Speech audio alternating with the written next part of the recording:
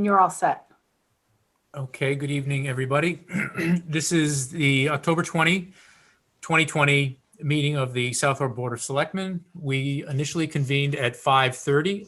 The meeting was called to order immediately on a unanimous vote with Ms. Malinowski not participating.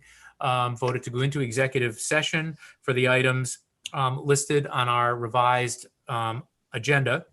And we are now proceeding to our public session part of the agenda.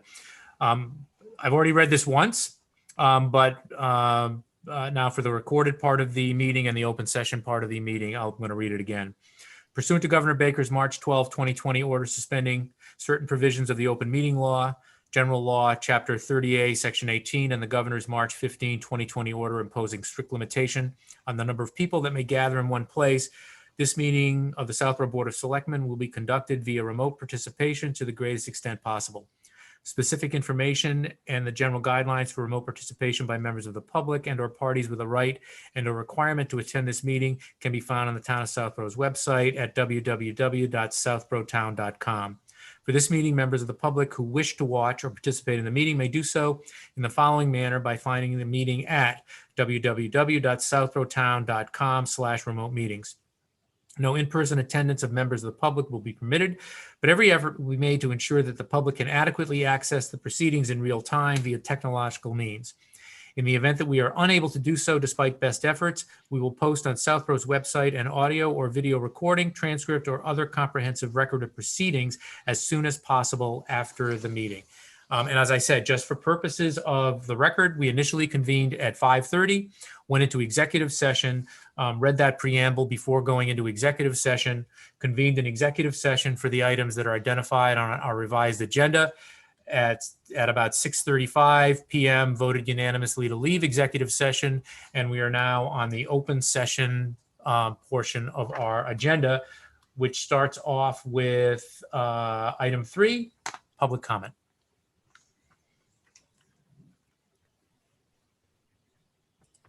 And I am looking on participants. I do not see any hands raised. There is one hand raised. Okay. Two, actually. Okay. Can you bring them in to the extent you saw any sort of an order, Vanessa?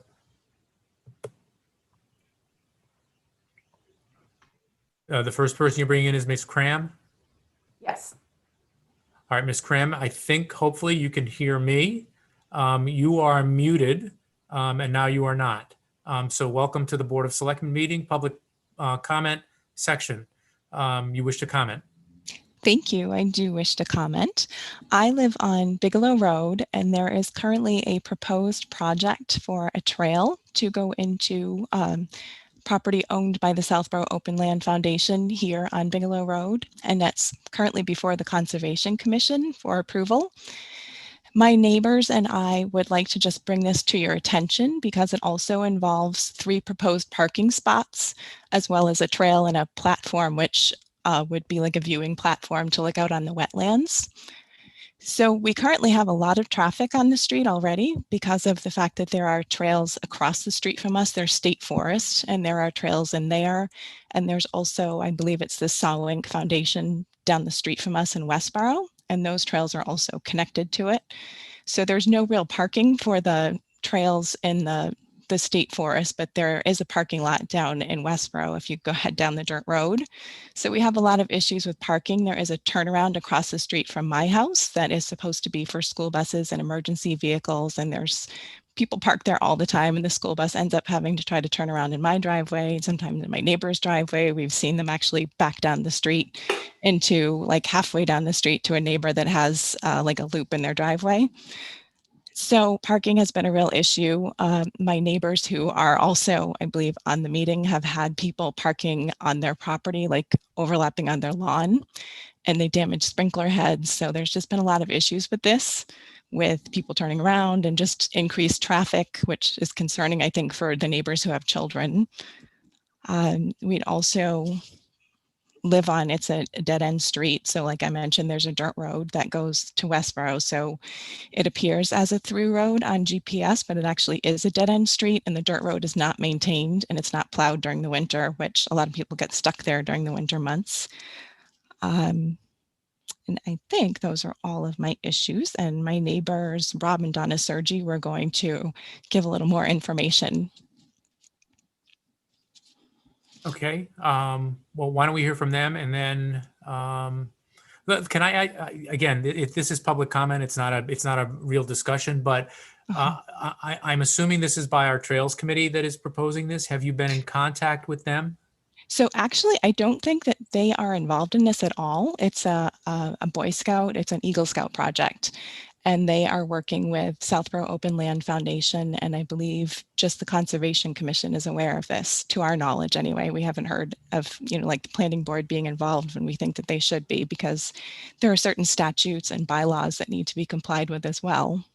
And currently, I don't think anyone is overseeing this project other than the Conservation Commission, and their jurisdiction is just the wetlands. They have nothing to do with the parking or even the trail in.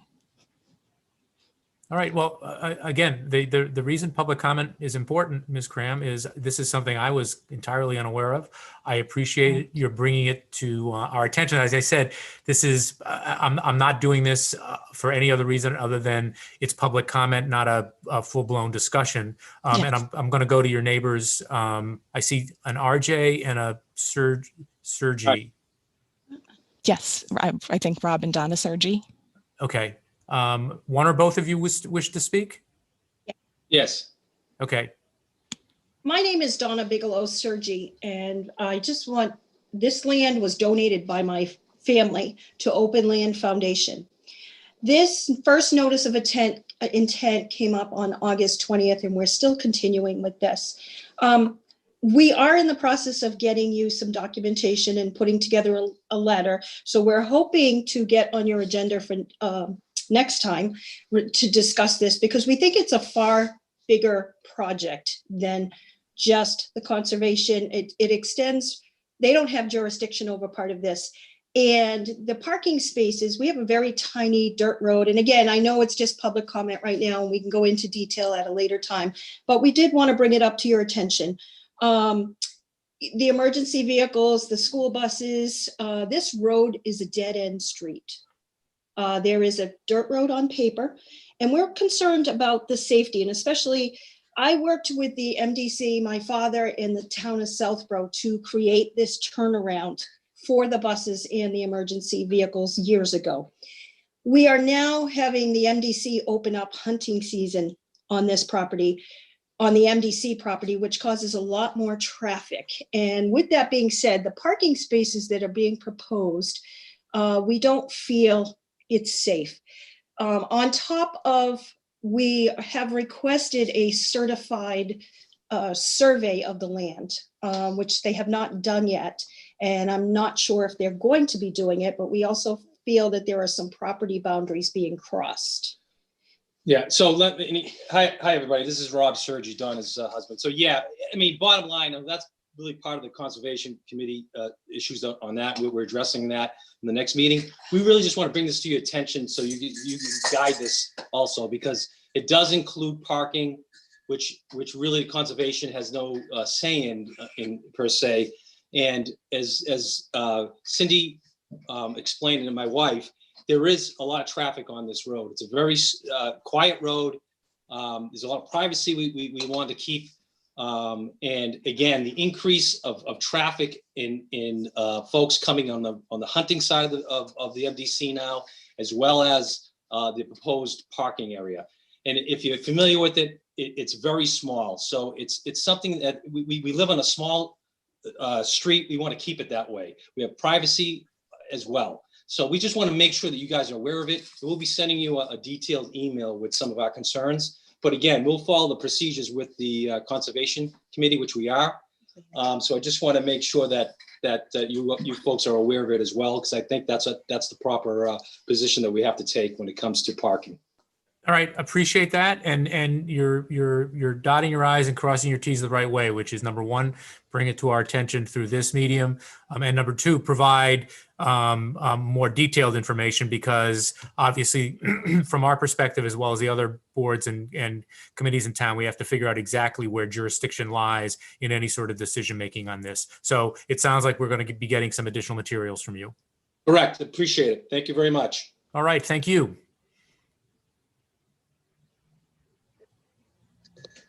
Ms. Hale, or That was it for public comment so far. okay, yeah, that's right. I see Ms. Sergi. Okay, I think we are all set then. I'm going to move on to item 4, and the first item on item 4 is the tax classification hearing joint meeting with Board of Assessors. Mr. Sabelli, welcome. Thank you. Good evening, honorable board members. Mr. Chairman, just want to welcome the public to our annual classification hearing. So I will be presenting on behalf of the board. My assistant Corinne Diaz is here with us.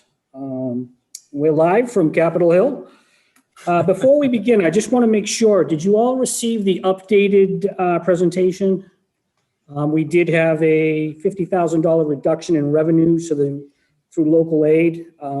As a result, we had to redo the presentation. It basically increased the tax rate 2 cents, and the average tax bill went up $13 as a result of that. But we have reworked the presentation to reflect this. I think, and I suspect I'll get nods. I saw this, and I think everybody, I think it was sent to all members of the board.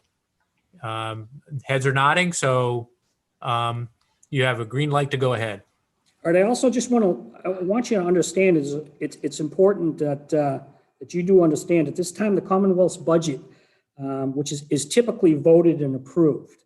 Unfortunately, due to the pandemic, the state's budget is not finalized, and it is unknown when that'll occur. As it stands now, communities will be setting tax rates based on local aid estimates instead of actual numbers. After speaking with our Department of Revenue Bureau of Accounts rep, we will not be submitting the tax rate for another 3 to 4 weeks. So typically what happens is we have the hearing, and the next morning I set the tax rate. By delaying our submission, it will give us additional time to accommodate any potential changes to local aid that may come in the near future. So we will proceed tonight with the classification hearing, which is not to set the actual tax rate, but decide if we will continue with a single tax rate or adopt a split rate. Keep in mind that the additional changes to local aid that result in a further, loss of funds that could change projected tax rate within our presentation. Any questions on these? I just want to make sure everybody is clear that the state's budget is not finalized, but we're going to proceed anyway. You guys all good? I think it's understood. I guess, is there a sense, and either for you or Mr. Purple, what sort of a timetable that is on, and just how it will affect what you, in other words, when you get that information, what's the additional steps that you'll need to do? Maybe you could address that. Yeah, Mr. Chairman, just one thing before we get going too far down the road, I really think that we should properly open the hearing, as well as read the hearing notice. Oh, I always forget to do that. I apologize. Oh, I know. And Paul gets so excited coming in. He just wants to get going. So, but I think procedurally, if you want to take 2 seconds, I'll read the notice. Yeah, why don't you go ahead and do that? Formally vote to open the hearing, and then we can continue. The Southborough Board of Selectmen shall hold a public hearing with the Board of Assessors Tuesday, October 20th, 2020 at 6:30 p.m. to determine the certified valuation of each class of property, the minimum residential factor, and the allocation of the tax burden among the 4 classes of real property: residential, open space, commercial, and industrial, and personal property. The public hearing will be held in a virtual meeting, may be viewed by the public through a link located at www.southboroughtown.com/remote meetings. All interested parties are encouraged to view and/or participate. Additionally, interested citizens may present written views prior to the public hearing. Board of Selectmen and Board of Assessors. So I'll move to open it pursuant to that notice. Second. Discussion. None. Ms. Braccio? Aye. Ms. Malinowski? Aye. Mr. Shea? Aye. Mr. Stivers? Aye. And Mr. Healy is aye. And two things. Number one, it is it's a stubbornness in my head, because I don't see why, if you publish the legal notice, why you then have to read it at the beginning of the meeting. I understand it's the common practice in the Commonwealth. I just think it's crazy. That's number one. Number two, Mr. Sabella, you don't have to repeat everything you said up till now. We ready to move forward, or? Yes. Okay, so we're going to jump right in. Actually, Paul, I had asked you the two questions though, and for you or Mr. Purple, in terms of is there a sense of what the timetable is for getting the final budget information? And once you get that, will you be coming back to us, or will you provide us with sufficient information tonight so that when you get that information, you'll be able to act? Yeah, Marty, when I spoke with, again, Andrew Nelson is our rep from the Department of Revenue that we deal with, Bureau of Local Assessment. I asked them those very questions. They do not have a timetable on the state finalizing. We're still working off the governor's numbers. So he was not optimistic in telling me 2 weeks, 3 weeks. We really just don't know. So it's, I mean, you know, welcome to business during COVID, right? As far as what we will do is we will eventually have to set a tax rate. Again, we'll probably wait 3 or 4 weeks to see if there's any additional changes. And at that point, if we did in fact receive notice that local aid had been reduced, no, I do not have to come back in front of you. This is just a hearing for a split rate versus continuing with a single rate. What we would do is just change the recap and submit it. That's all it would be. There would be changes to just the local aid number, the overlay number, which balances the recap, and it would be submitted as is. Our work is done. It is really just waiting for the state's, latest local aid to set the tax rate. And again, we'll wait based what our rep told us. You know, what's the rush? Because once you set the rate, it's set. And you'd have to make adjustments on the fly or have a special town meeting within the town meeting if we had a significant change in local aid, which I don't anticipate we will. Okay. Hopefully I've answered your questions. Yeah, you did. Sorry to pull you off the track of your presentation, but go ahead now. Thanks. Okay, Marty, we're going to buzz through this pretty quick. I know you got kind of a packed agenda and you're a little behind. So what is the tax classification? All communities have to have different tax rates for certain classes of properties. Residential, open space, it allows communities to have different tax rates for certain classes of property. So our classes are residential, open space, which we don't use, commercial, industrial, and personal property. State statute provides a maximum allowable portion of the tax levy, up to 150%, to be borne by the CIP classes.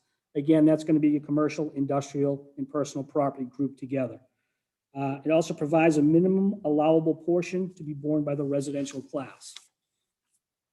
Tax classification key concepts. It allows the Board of Selectmen to make the decision whether or not to shift tax burden from one class of property to another.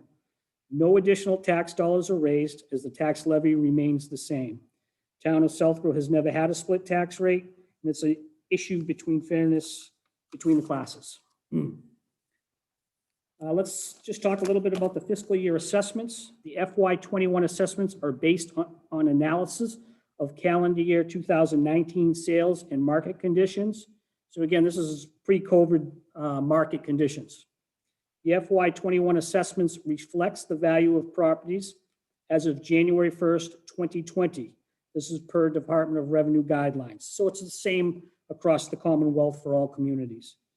Calendar year 2020 sales and market conditions will be reflected in the FY 2022 assessments, as there is a 1-year time lag in the assessment process. What is happening to assessments? Residential class increased 4.55%. Now this is the total value of the entire class. I don't want people to read into that everybody's assessment went up or taxes are going up 4.55. Some could go up significantly more, some less. Commercial class increased 0.88%. Industrial class increased 10.10%. and the personal property class increased 15.82%. Town's total valuation increased by 126.55 million to a new high of 2.752 billion in FY21. So this small town's coming up on 3 billion, which is kind of amazing. Some additional comments on this slide. The industrial class increase was skewed by a $8.23 million assessment increase to 34 St. Martin Drive, which resulted in about 134,300 rise in their taxes. So that class is a little bit skewed. The other one I really needed to talk to you about was the personal property class. The increase was due to a change in valuation methodology mandated by the DOR of all 504 personal property accounts. What are 504 accounts? They're your utility companies: Mass Electric, NSTAR Electric, NSTAR Gas, and New England Power. This mandate requires communities to have these accounts appraised annually, and for us, it's a cost of about $8,000. So if you remember, during the budget season, we had a late addition to our budget. Now for the good news. The assessment for these accounts increased 48.6% in total, which had resulted in $208,200 rise in their taxes. So we invested $8,000, we get $208,200 in tax dollars. These tax dollars will shift burden from the other taxpayers in town to these accounts. This value increase is not, I repeat, is not counted as new growth. The bad news, we are anticipating these 4 companies will appeal these new valuation methodology to the appellate tax board. Marty, this probably, you remember the telecom cases of years ago. So it looks like we may be heading down that same road. The end result is an additional $170,000 will be added to our overlay estimate of $400,000. That was the original budget to help offset potential exposure created by these huge, large valuation changes. How do we arrive at that? I basically took the money for the personal property, the 208, the 134 on that one, and basically took 50% of that and added it to the overlay to make sure that we're adequately protected. Again, I just want to make sure that you guys understand we're probably going to head to some litigation on this. Any questions on that? Moving right along. Fiscal year 2021 new growth. The assessors calculated 47.349 million in new growth value within the town. This equates to $788,843 in new growth tax dollars. Although this results in an 11.89 decrease in new growth from FY20, it's still a very good year for us. Although new growth is down, again, it did exceed the 10-year average, as you can see, of 659,886. New growth is highlighted by construction of 20 new condo units and 17 single-family homes in various stages of construction. On the commercial side, we had a renovation of an office building in the data center located at 34 St. Martin. Those both contributed to our new growth. Moving on to the next slide. The average single-family assessed home increased $26,300 to $660,700, or a 3.4% increase. This is the 11th consecutive year it has risen. Next slide. Vanessa there. Next slide. There we go. The single rate impact on residential. If we continue with a single tax rate, the FY21 tax rate would decrease from 1666 to 1621. And again, that's because we had such large increases overall, the town's total value. The average single-family tax bill would rise from $10,569 in 20 to $10,710 in 21, which is $141 or a 1.33% increase. Let's remember that excludes our friend, the Community Preservation Act surcharge, which is another $90 on top of that. The next slide, it just shows you the 8-year history of the average single-family tax bill. Moving on, the single rate impact for commercial, industrial, and mixed-use properties. So the average assessed commercial industrial mixed-use property rose from 3,066,400 to 3,141,300, a 2.4% increase. The average commercial industrial mixed-use tax bill would actually fall from 51,086 to 5920, 0.32% decrease. Again, it's pretty much just an even as it was last year, same as last year. Let's look at the relationship of the property classes. So the commercial and industrial and personal property classes, as we refer to as the CIP, combined represents 19.70% of the town's total value in FY21. This is up slightly from the previous year at 19.49. And I believe last year's was also up from the prior year. History shows that the CIP typically runs between 17 and 20% in Salisbury. The board's recommendation is unanimously is to continue with a single rate for FY21.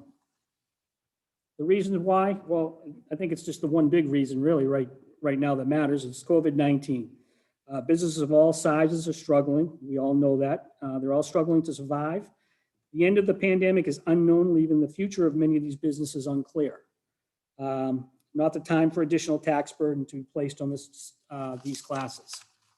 Vanessa, we're going to skip over the next two. Those are the typical reasons we go over. Let's just go right to additional facts. 242 of the 351 communities, 69%, have a single tax rate in fiscal year 2020. 2015, the town meeting voted overwhelmingly to defeat a non-binding article to have a split tax rate. In April 2015, town meeting voted to fund a part-time economic development coordinator to help expand future business development within the community. Thus, a split tax rate would be prohibitive to the EDC's goals. Okay, what I want to do now is just take a look at a tax rate shift. What we did is just ran a scenario at 5%. So if you look at the top box, it's showing you a single family and a commercial industrial property valued at $660,700. The tax rate would be $1,621, and the average tax bill would be $10,710. Now, if we look at a 5% tax shift scenario, the residential rate would decrease to $1,601, while the CIP would increase to $1,702. This produces only a 1.23 or $132 savings on the residential property, while increasing CIP property by 5% or $535. In round numbers, based on all the CIP split, for every $1 you save on the residential class, it costs $4 on the CIP. Next slide, Vanessa. Everybody likes to see what the rates are around our town. You can see there, these are all last year's rates. Nobody has set a rate. The only comment I want to make is on Hopkinton. Is it Hopkinton? Yes, you'll see two rates there, but it says split rate. No, they in fact do not have a split rate. They have a means tested residential exemption that they apply to the residential class only. So don't be confused on that. Moving on.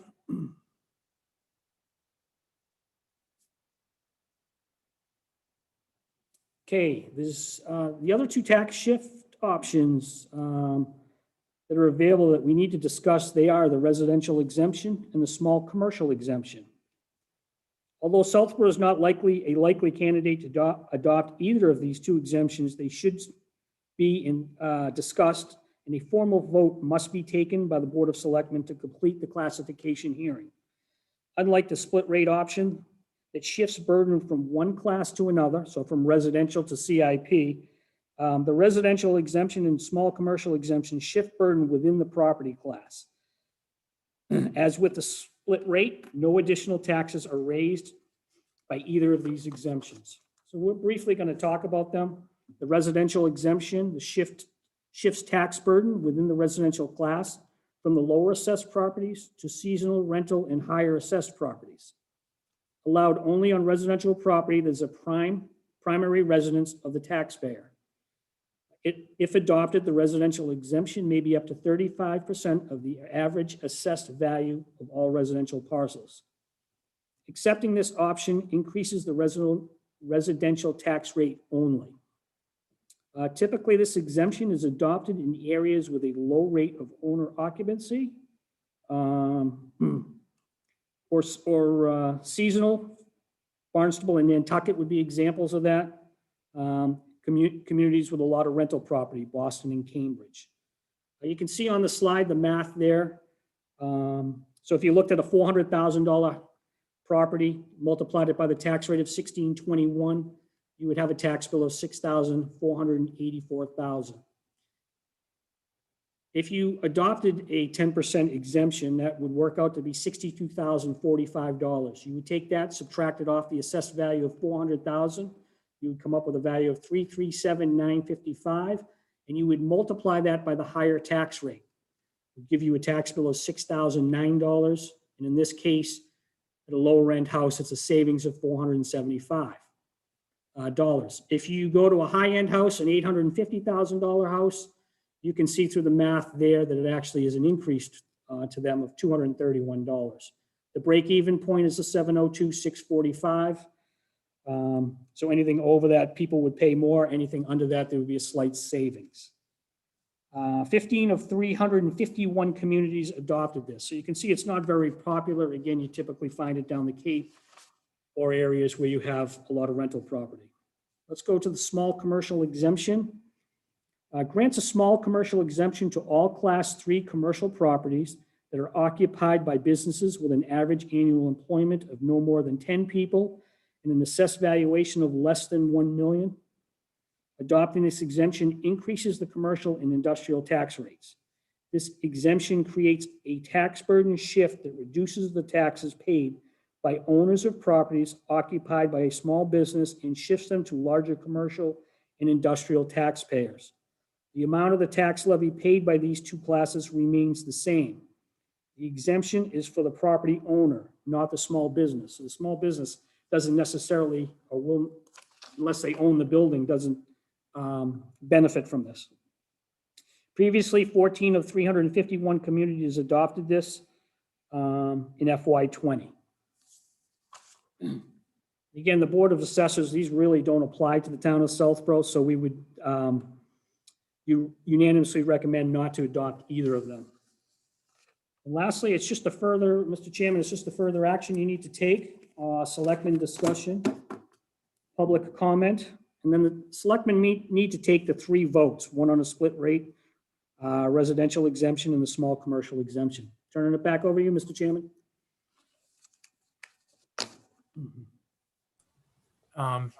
Thanks, Paul. And you and I had a chance to talk earlier this week, and I had a number of my questions answered during that conversation. I am going to go, I guess I'll start off with Mr. Shea. If you have questions or comments? I don't. Actually, this is the 6th presentation of this that I've seen. It's, I'd say if I had questions, I wasn't doing my job the last 5 years. So I'm actually good. And obviously this changes from year to year, but excellent presentation. I'm good. Yeah, and I should have said, Paul, before I started out, that it was a very good, very easy to follow and understand presentation. So appreciate that. Mr. Stivers. Yes, I'll echo Mr. Shea's comments. I've seen at least 10 of these, and so I think I'm pretty familiar with the process. I actually support the recommendation of the assessors. I will pass on my annual pitch about the split tax rate. I certainly feel the pain of the local businesses, but I also actually feel the pain of residents who are, I think, in many cases suffering at least as much. I think we need to keep that in mind. But for now, I think the single tax rate makes sense. Thank you. All right, Ms. Braccio. I am just going to second and third those comments and say, Paul, thank you again for a great presentation. This is my 3rd or 4th time seeing them. And as always, you seem to answer the questions before they get to us. So thank you. And Ms. Malinowski. Thank you, Mr. Sabelli. Excellent presentation. I don't have any questions either. Thank you. All right, Paul, I don't have a question. I just have I guess a final comment before we go to public comment. And that is, I think it was important for you to highlight the impact of the COVID-19 on the businesses. I mean, I think the split tax rate is always an interesting discussion, and Mr. Stivers, at least last year, and I've seen him in different contexts in previous years, has made some very good points. I don't think this is the year to be making those points, though. We want to keep as many businesses as possible open and operating in the town of Southborough, and a discussion perhaps for another day, but not for this fiscal year. So with that, I am looking for any public comment from our 10 attendees. I do not see any. I don't see any. I'm disappointed. I don't want to charge him up, Mr. Geyer. I do not see in the audience out there. Maybe he's even taken a break this year because of the the unfortunate circumstances of COVID-19. Let me send a couple of text messages. No, that's good. We're fine. We're fine, Sam.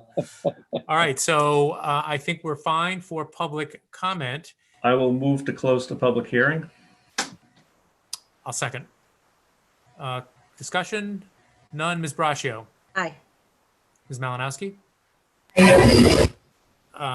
Chelsea, I just want to tell you, I'm not sure, but we're getting weird feedback the last 2 times you spoke. Okay. Can you hear me now? 3 times in a row now. I'm not sure what's causing it. Mr. Shea? Aye. Mr. Stivers? Aye. And Mr. Healy is aye. The public hearing is closed. And so now we have 3 items to consider. The first is, I guess, Mr. Savelli, what is your preference for the way we phrase this? Should Southborough adopt the split tax rate? Is that the motion and then we defeat it, or that we make the motion, maintain? you're going to continue with a single tax rate. Okay, so FY21. I will move that for fiscal year 21 that we continue in the town of Southborough with a single, not split tax rate. Second. So, Ms. Braccio seconded. Brent. Discussion? None. Ms. Braccio? Aye. Ms. Malinowski? Aye. Aye. Mr. Shea? aye. Mr. Stivers? Aye. And Mr. Healy is aye. So that is adopted unanimously. And same question for this one. Do you need an affirmative vote or a negative vote, Paul? So basically, you're just going to make a motion that the residential, you do not want to adopt the residential exemption or the small commercial exemption. All right, well, I'm going to go with residential first. I move that for fiscal year 21 that the town of Southborough not adopt the residential exemption. Second. Discussion? None. Ms. Braccio? Aye. Ms. Malinowski?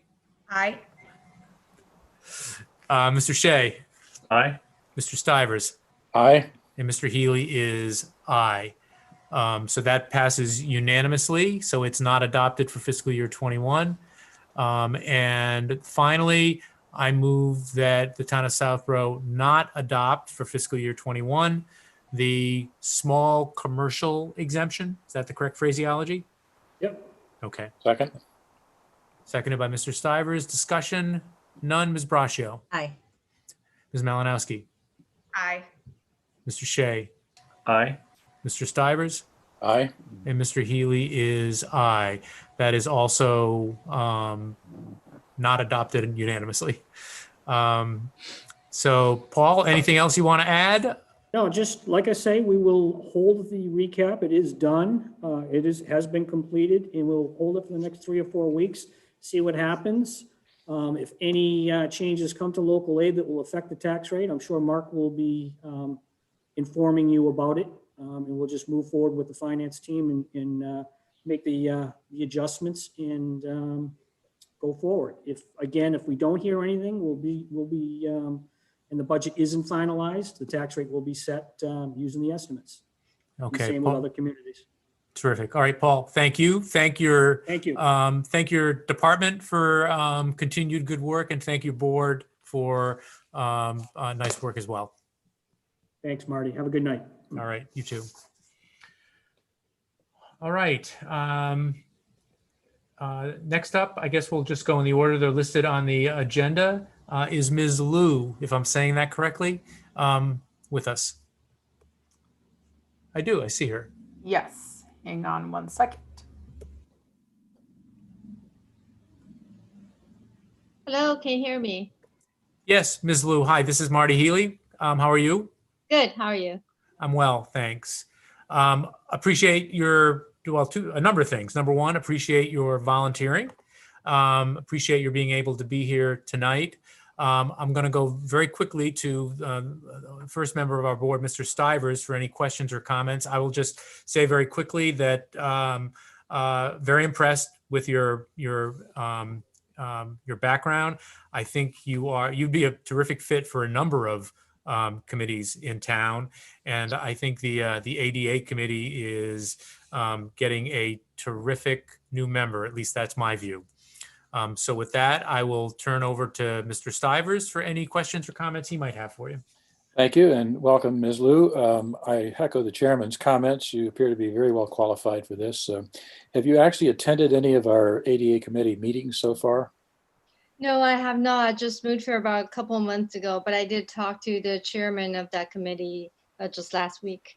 Ah, okay. So you have a little bit up to speed in terms of what they're doing at least. So that's good. Right, right. He shared with me in terms of the possible evaluation coming up in spring, which kind of relates to the work I've done on accessibility as well as information accessibility. Those are two parts, architectural as well as informational. We talked about that in depth last time. Good. We do have a lot of work to do in that area, I think. So you sound like you'll be very well qualified, and I certainly support your appointment here. Thank you. Ms. Braccio. Thank you.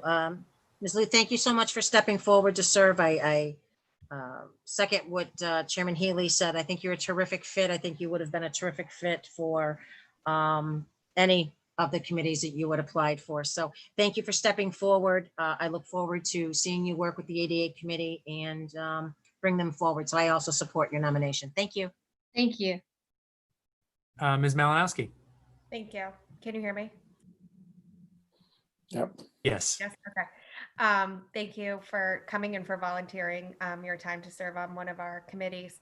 Is there something specific that you're looking to accomplish with the ADA committee? I know you had applied for a variety of different capacities, and it seems like you have a lot of great experience. I'm just wondering if there was something specific for ADA.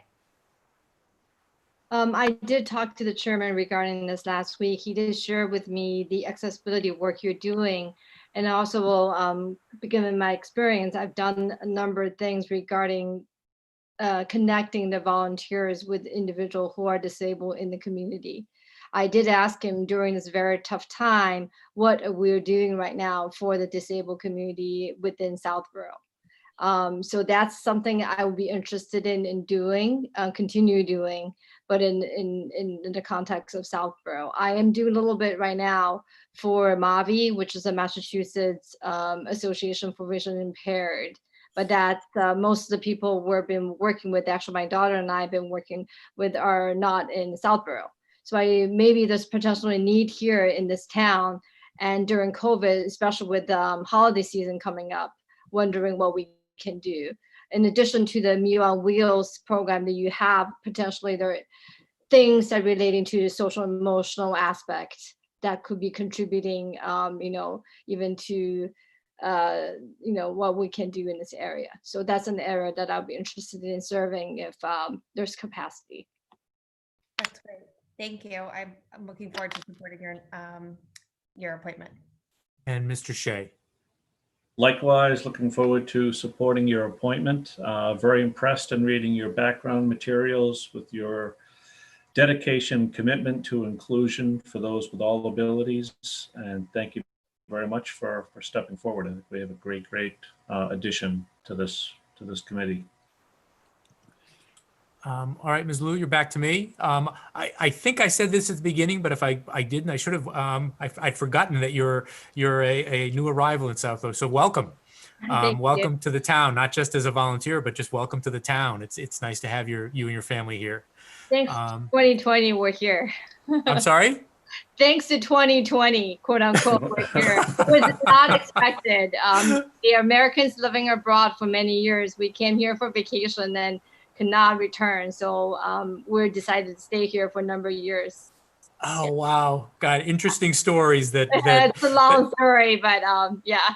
all right. Well, I guess this inures to our benefit and the ADA committee's benefit. I am very happy to help out in any way, shape, form I can. Okay, and just the little dialogue you've had with members of the board, the ADA committee is going to be well served. You're obviously incredibly conversant in this area. It sounds like you've got an awful lot to add. So, with that, is there a motion?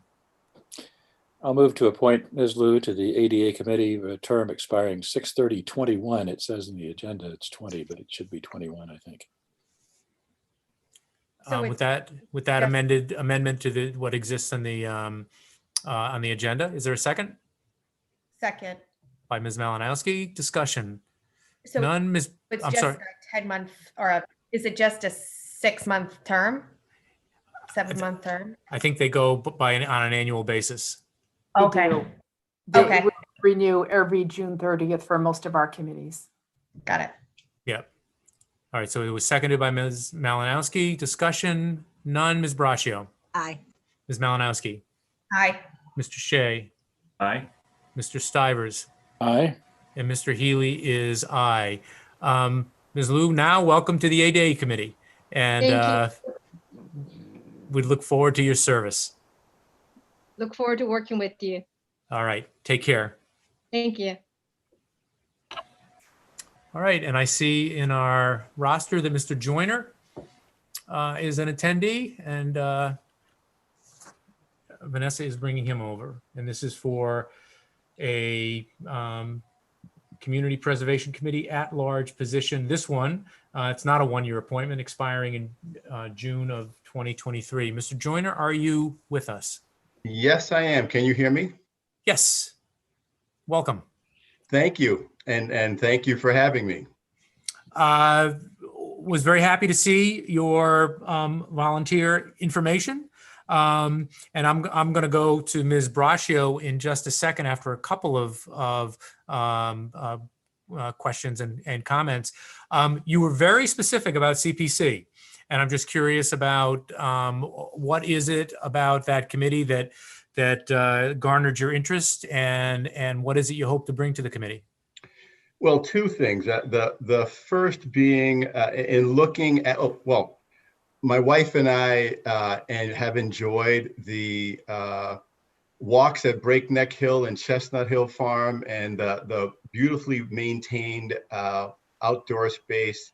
I attended a seminar there a couple of weeks ago on how the Breakneck Hill is working to promote the preservation of bees. So very interesting in that respect. Second being the charge that the commission has on affordable housing. That's my background. Have been in affordable housing for over 30 years. It's something that our organization looks to promote wherever we can. And so having that charge of the commission piqued my interest to participate. And the third that I said two, but the third is actually Freddie Gillespie is a very convincing person to know. And I met her speaking at the Peace Vigil in June. And she told me to look into it. And as the more I looked into it, the more it piqued my interest. So those were the reasons.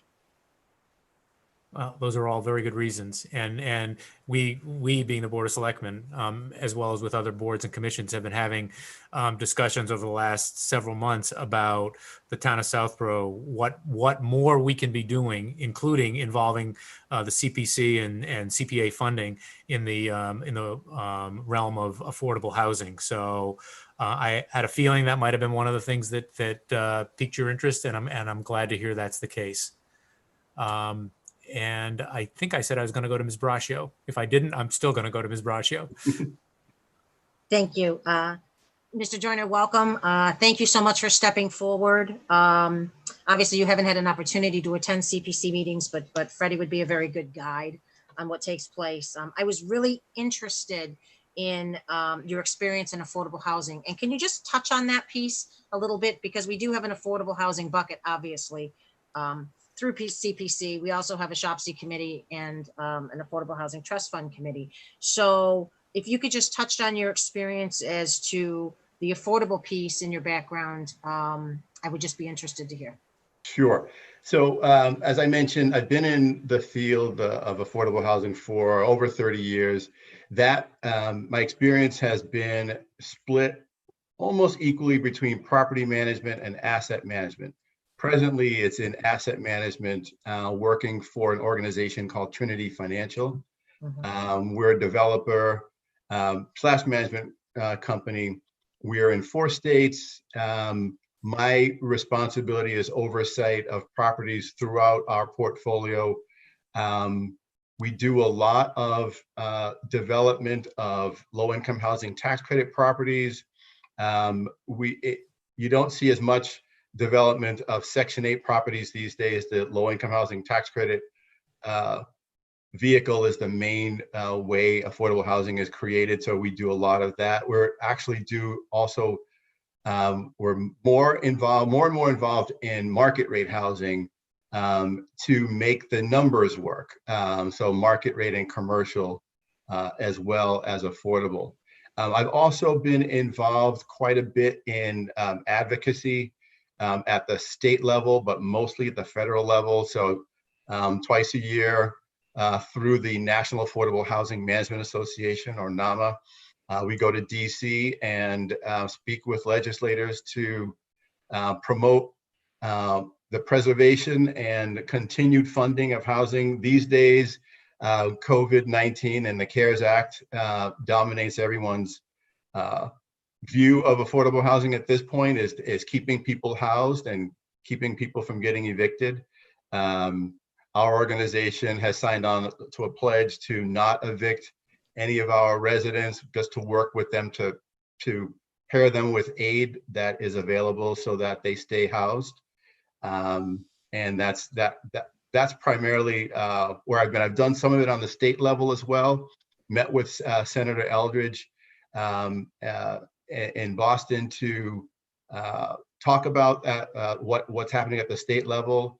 And he reached out to me after the peace vigil, and I've continued talking with Senator Eldridge as well about what's happening in Massachusetts, the housing bond bill. So it's a combination of actual hands-on management, and the hands-on management I think is critical because we always talk about affordable housing being preserved to its highest and best use. In many communities, affordable housing gets a bad rep of we don't want them in our communities. So we, through our organization and through the NAMA and the New England version of that organization, we promote a high emphasis on ensuring that housing is managed to its highest and best use. So high quality, affordable housing. So the apartment complexes that we own and manage are indistinguishable from the non-affordable apartment complexes in those neighborhoods. And our organization takes real pride in developing really quality market rate looking properties. And we're in, as I mentioned, in 4 states. Great. Thank you so much. Your knowledge is clearly going to be an asset to the Community Preservation Committee. And I would just like to say thank you for your dedication to affordable housing through all the different avenues you've just described. And I very much look forward to supporting you being on CPC. So thank you. Thank you. Thank you very much. All right, Mr. Joyner. Next up is Ms. Malinowski. Mr. Joyner, thank you for applying to join CPC. I think your explanation to Lisa was what I was actually interested in. I think CPC is an extremely important committee in town. They're responsible for a large financial aspect to our taxes. And I think affordable housing is one that we as a town are and the Board of Selectmen are looking to focus on more, that bucket of money. And so I look forward to supporting your appointment and look forward to working with you from the CPC side. Thank you. Thank you. All right, Mr. Shea. The information Mr. Joyner has shared this evening so far has clearly demonstrated to me that he is eminently qualified for the appointment. I think it's going to be a tremendous addition to the committee, and I look forward to supporting his appointment. Thank you. And thank you, Brian. And finally, Mr. Stivers. Thank you, Mr. Chairman. Thank you, Mr. Joyner, for volunteering. Great background for this. I'm actually pretty excited about this because I've sensed new energy, both from the CPC as well as from our Southborough Housing Opportunity Partnership Committee, SHOPC, in terms of commitment to actually do something as far as affordable housing is concerned in town. And I think we're behind in some of that. And so I think you can add great skill and energy to that process going forward. And I look forward to accomplishing great things over the next several years with that. So thank you for applying. I certainly support your appointment. Thank you. Mr. Joyner, you covered an awful lot of ground with that answer to Ms. Braccio. Either she knows how to ask really good questions, or you know how to give really good answers. But either way, I think you touched upon pretty much anything we would have been interested in hearing from you in the affordable housing area. So all credit goes to Ms. Braccio. Fair enough.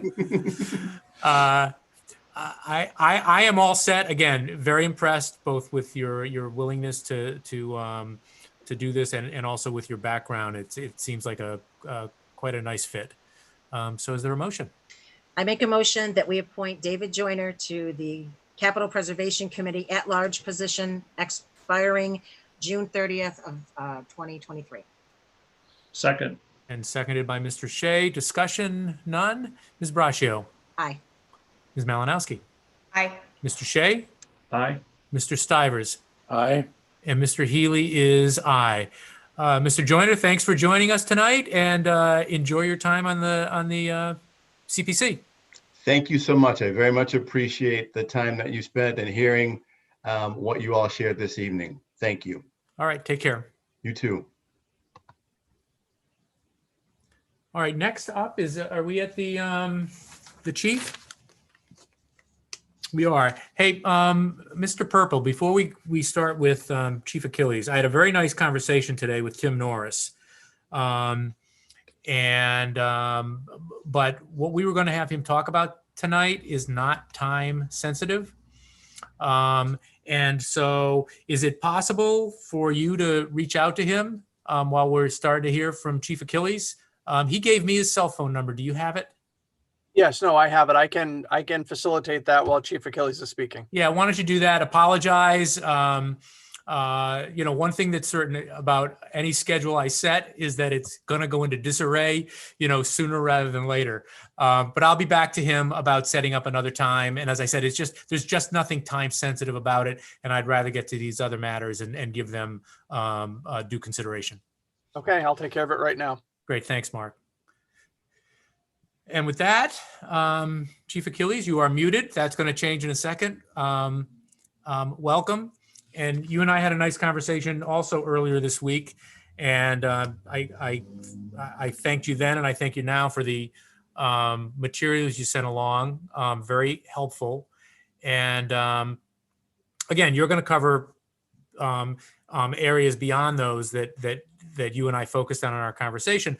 But this is part of one of our important goals for fiscal year 21 in the Board of Selectmen, and that is focusing on our certainly in the public safety area, but also in the public service area, three primary things, and that is, are we doing everything we can from a hiring perspective to be as to have as broad a reach and inclusive reach as we possibly can. So that's number one.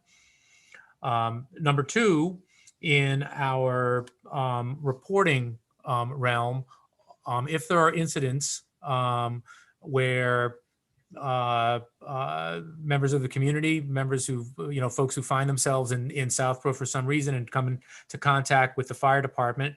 And I don't think we've had very many of these, if any, over the years. But is there a reporting structure to make sure that any issues get raised up through the ranks of the fire department, but also make sure there's a mechanism in place for any issues coming to the attention of the Board of Selectmen? That's number two. And finally, in the training area.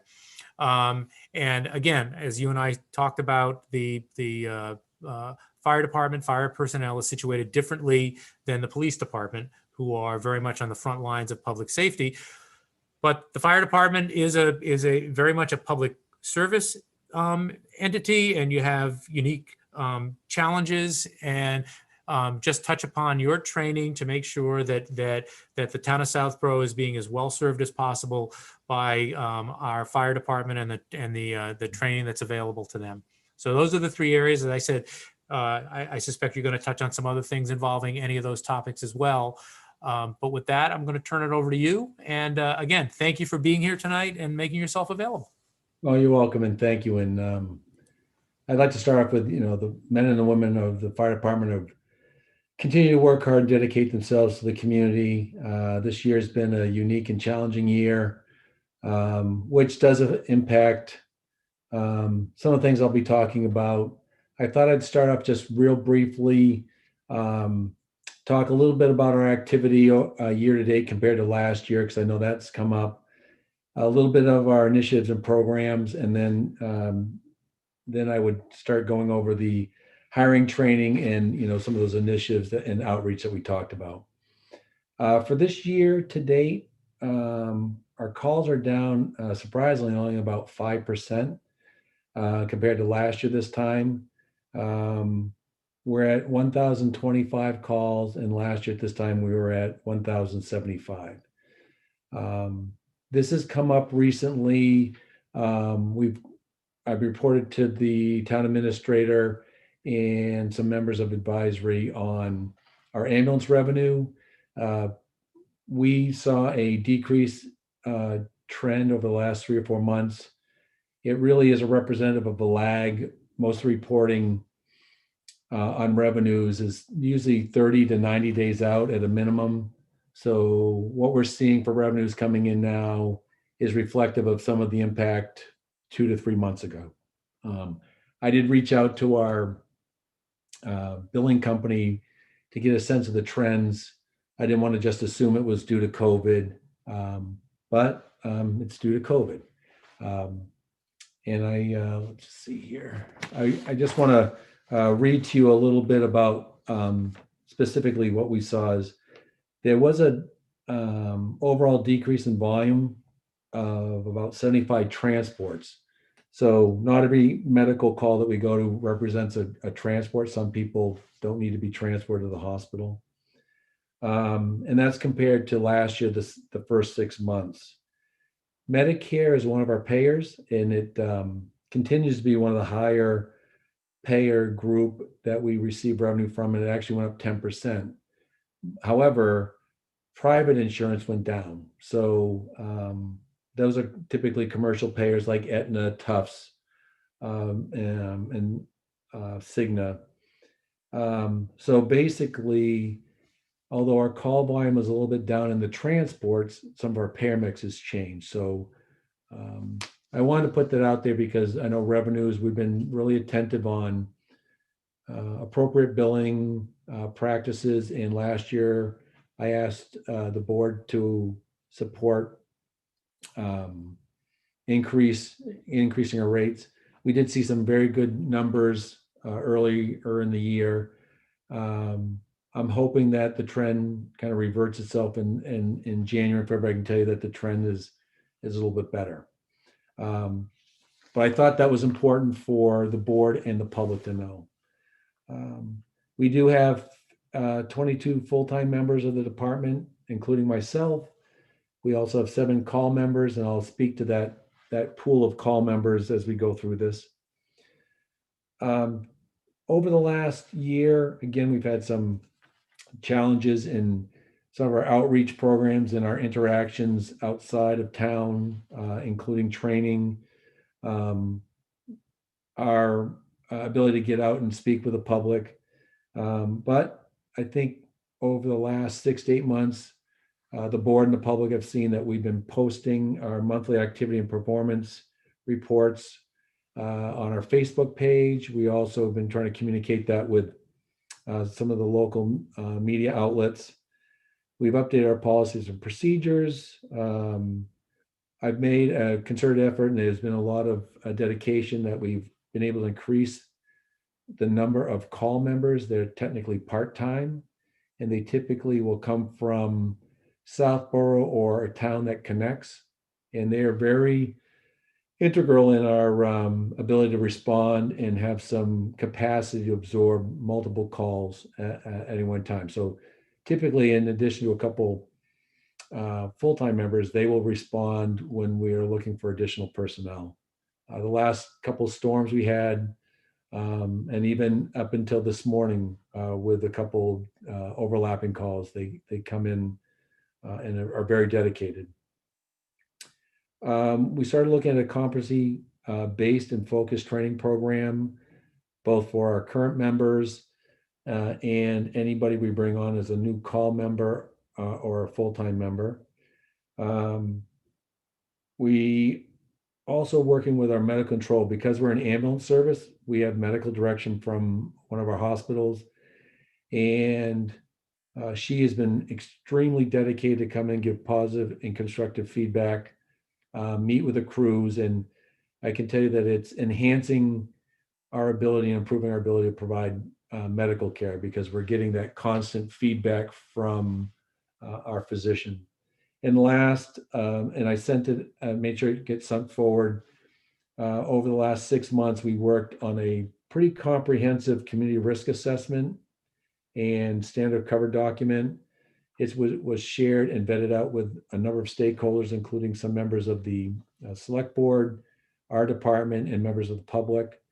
At some point here, I do want to publish that so that the public, our businesses know what we do, why we do it, and what they can expect from our performance.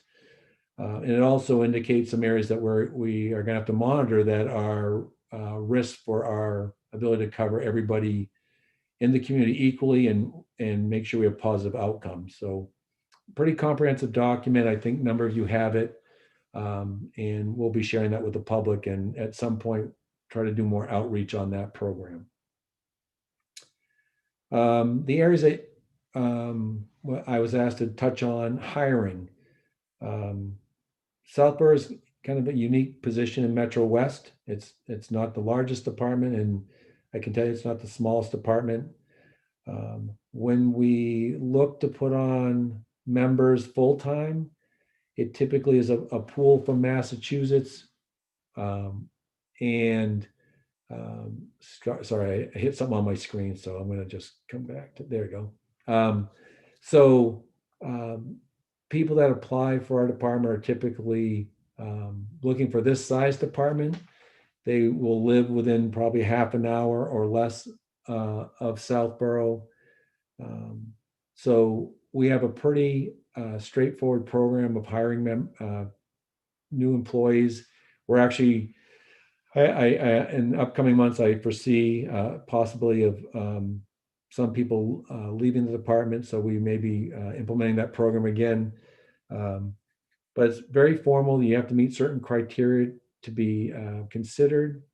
Ours aren't as stringent as far as credentials as maybe some other communities, because we understand most of the people that will come here will stay, and we have ability to develop them within the department. So often we will get people that are new to the fire service or emergency medical service. The program starts off with an interview with me, then goes to an oral board.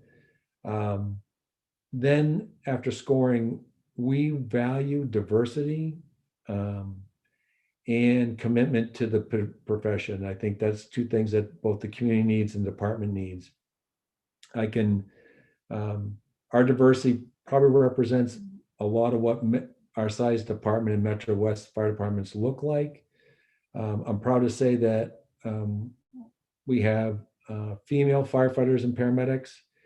And one of the areas that we're fortunate about with the call force, the last 2 members to join the call force were women, both that were Southborough residents.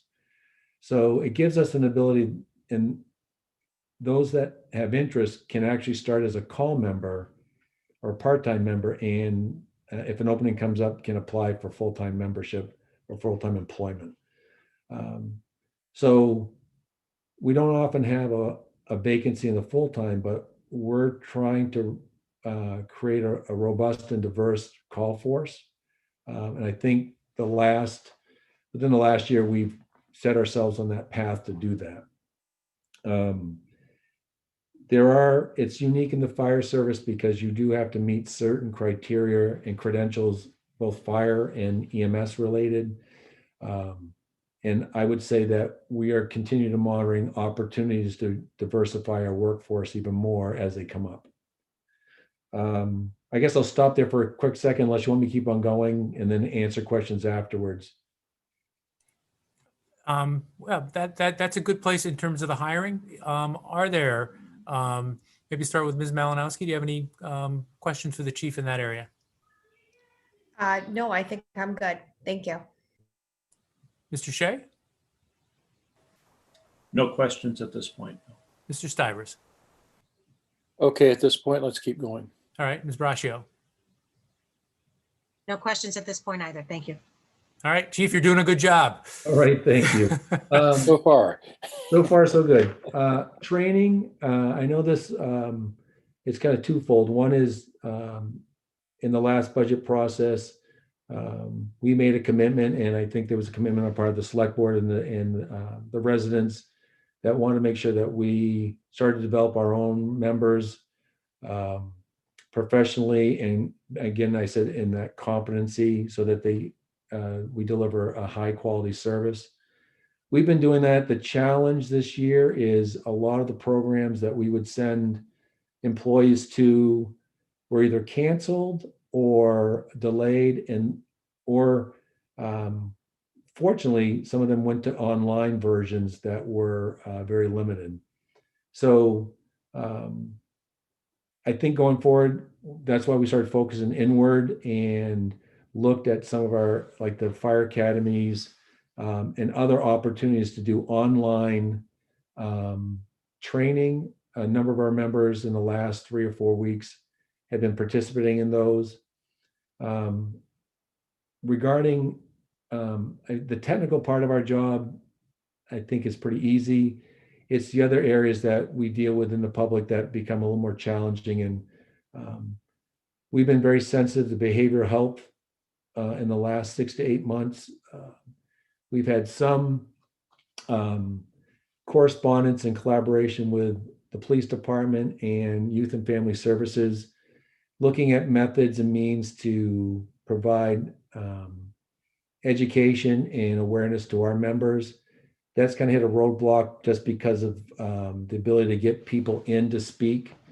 We're also working with our fire district in opportunities with critical and stress debriefing. And I'm hoping, and we're committed to continue that path once that opens up a little bit more. So I think it's important for the board to know that besides technical training and continuing education and building the competency in what would typically be known as fire and emergency services, we're looking at other areas, and I think they've maybe come to the forefront because of the COVID, kind of, I will call it the fallout. Behavioral health, not just within the community, but also within fire and emergency services. So we continue to look at that. We also, the police chief was kind enough to reach out to me. There was opportunities with the minority diversity groups in town to start getting their feedback, at least, or a dialogue. And that kind of leads to this idea of community risk reduction and interactions and outreach within the community. Most of the time, we think of our outreach as being done from the fire prevention office or into the schools through the SAFE program. As you can tell, that's pretty non-existent right now. And unfortunately, in the spring, we were looking at a whole bunch of opportunities to interact. And I think most of you are aware that I try to get out as much as possible with all the groups in town. And that's been challenging. So there's limited personal access, but now we're starting to reach out with our prevention group. We're also, as I said, we did that community risk assessment. We're looking at new initiatives and new ways to deliver community risk reduction services like fire prevention, injury prevention. But that's going to be a challenge. And I think that will be a challenge throughout the winter until we can get to a point where we can do more one-on-one and group interactions with the community and key stakeholders. One of the things that's, I hope that everybody knows, and is my business card has my cell phone number and my email on it. And most of the time when we have some feedback from the community or a patient or somebody that we've dealt with, it typically immediately, if it's not handled by the duty crew or the duty officer, gets routed to me. And I've made it my mission to try to get back to people within 24 hours of the call or the email. And I think I've been pretty successful. I can tell you that we've had a number of cases where people weren't quite satisfied with the care they were or the interaction with the fire department. And we've tried to be very responsible and answer their questions and also provide either clarification or background on what was done, why it was done, and then if at the end of the day they're still not satisfied, what we can do internally to improve that. So I think most of the feedback right now has been positive, but on occasion we get people that are not quite happy with how we're doing things. After this meeting, I'm going to be talking to the Municipal Technology Committee. There was some discussion, and I've used this in the past of customer feedback surveys where we can get an idea how we're doing, and it's another good performance indicator on quality of service. Are we meeting people's needs? And often that will trigger the opportunity for people to reach out and say, well, I completed this feedback, but I really want to talk to you directly. And I think that's the only other way that the department's going to improve or continue to improve and deliver quality services is to get that feedback.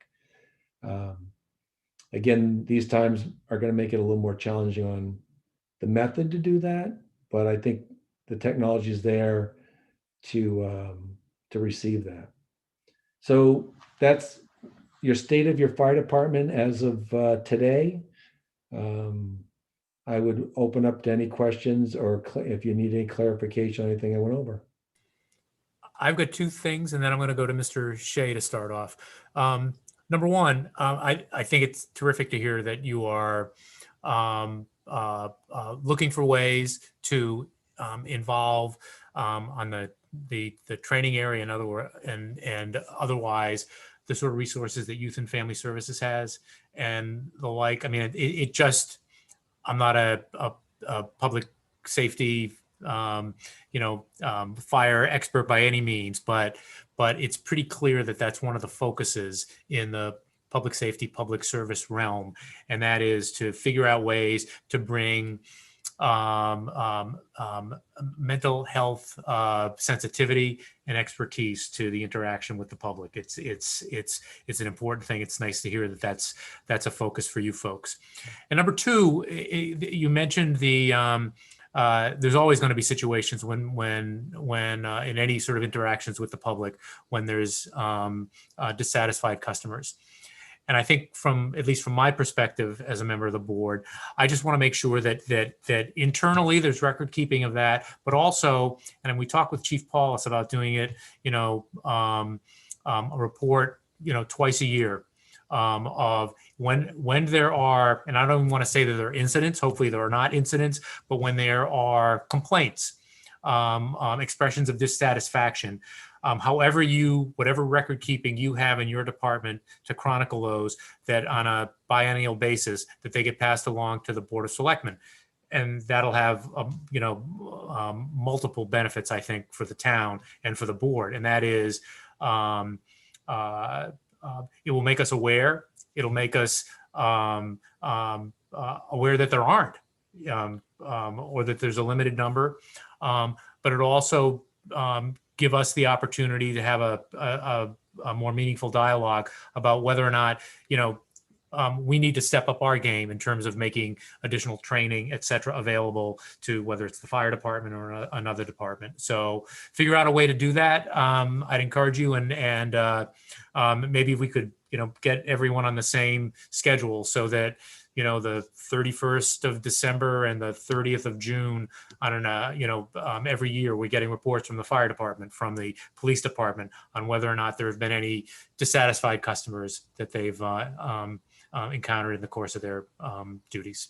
So that's it for me. I'm going to go to you, Mr. Shea. Thanks, Marty. And thank you, Chief, for a very, very thorough and excellent presentation.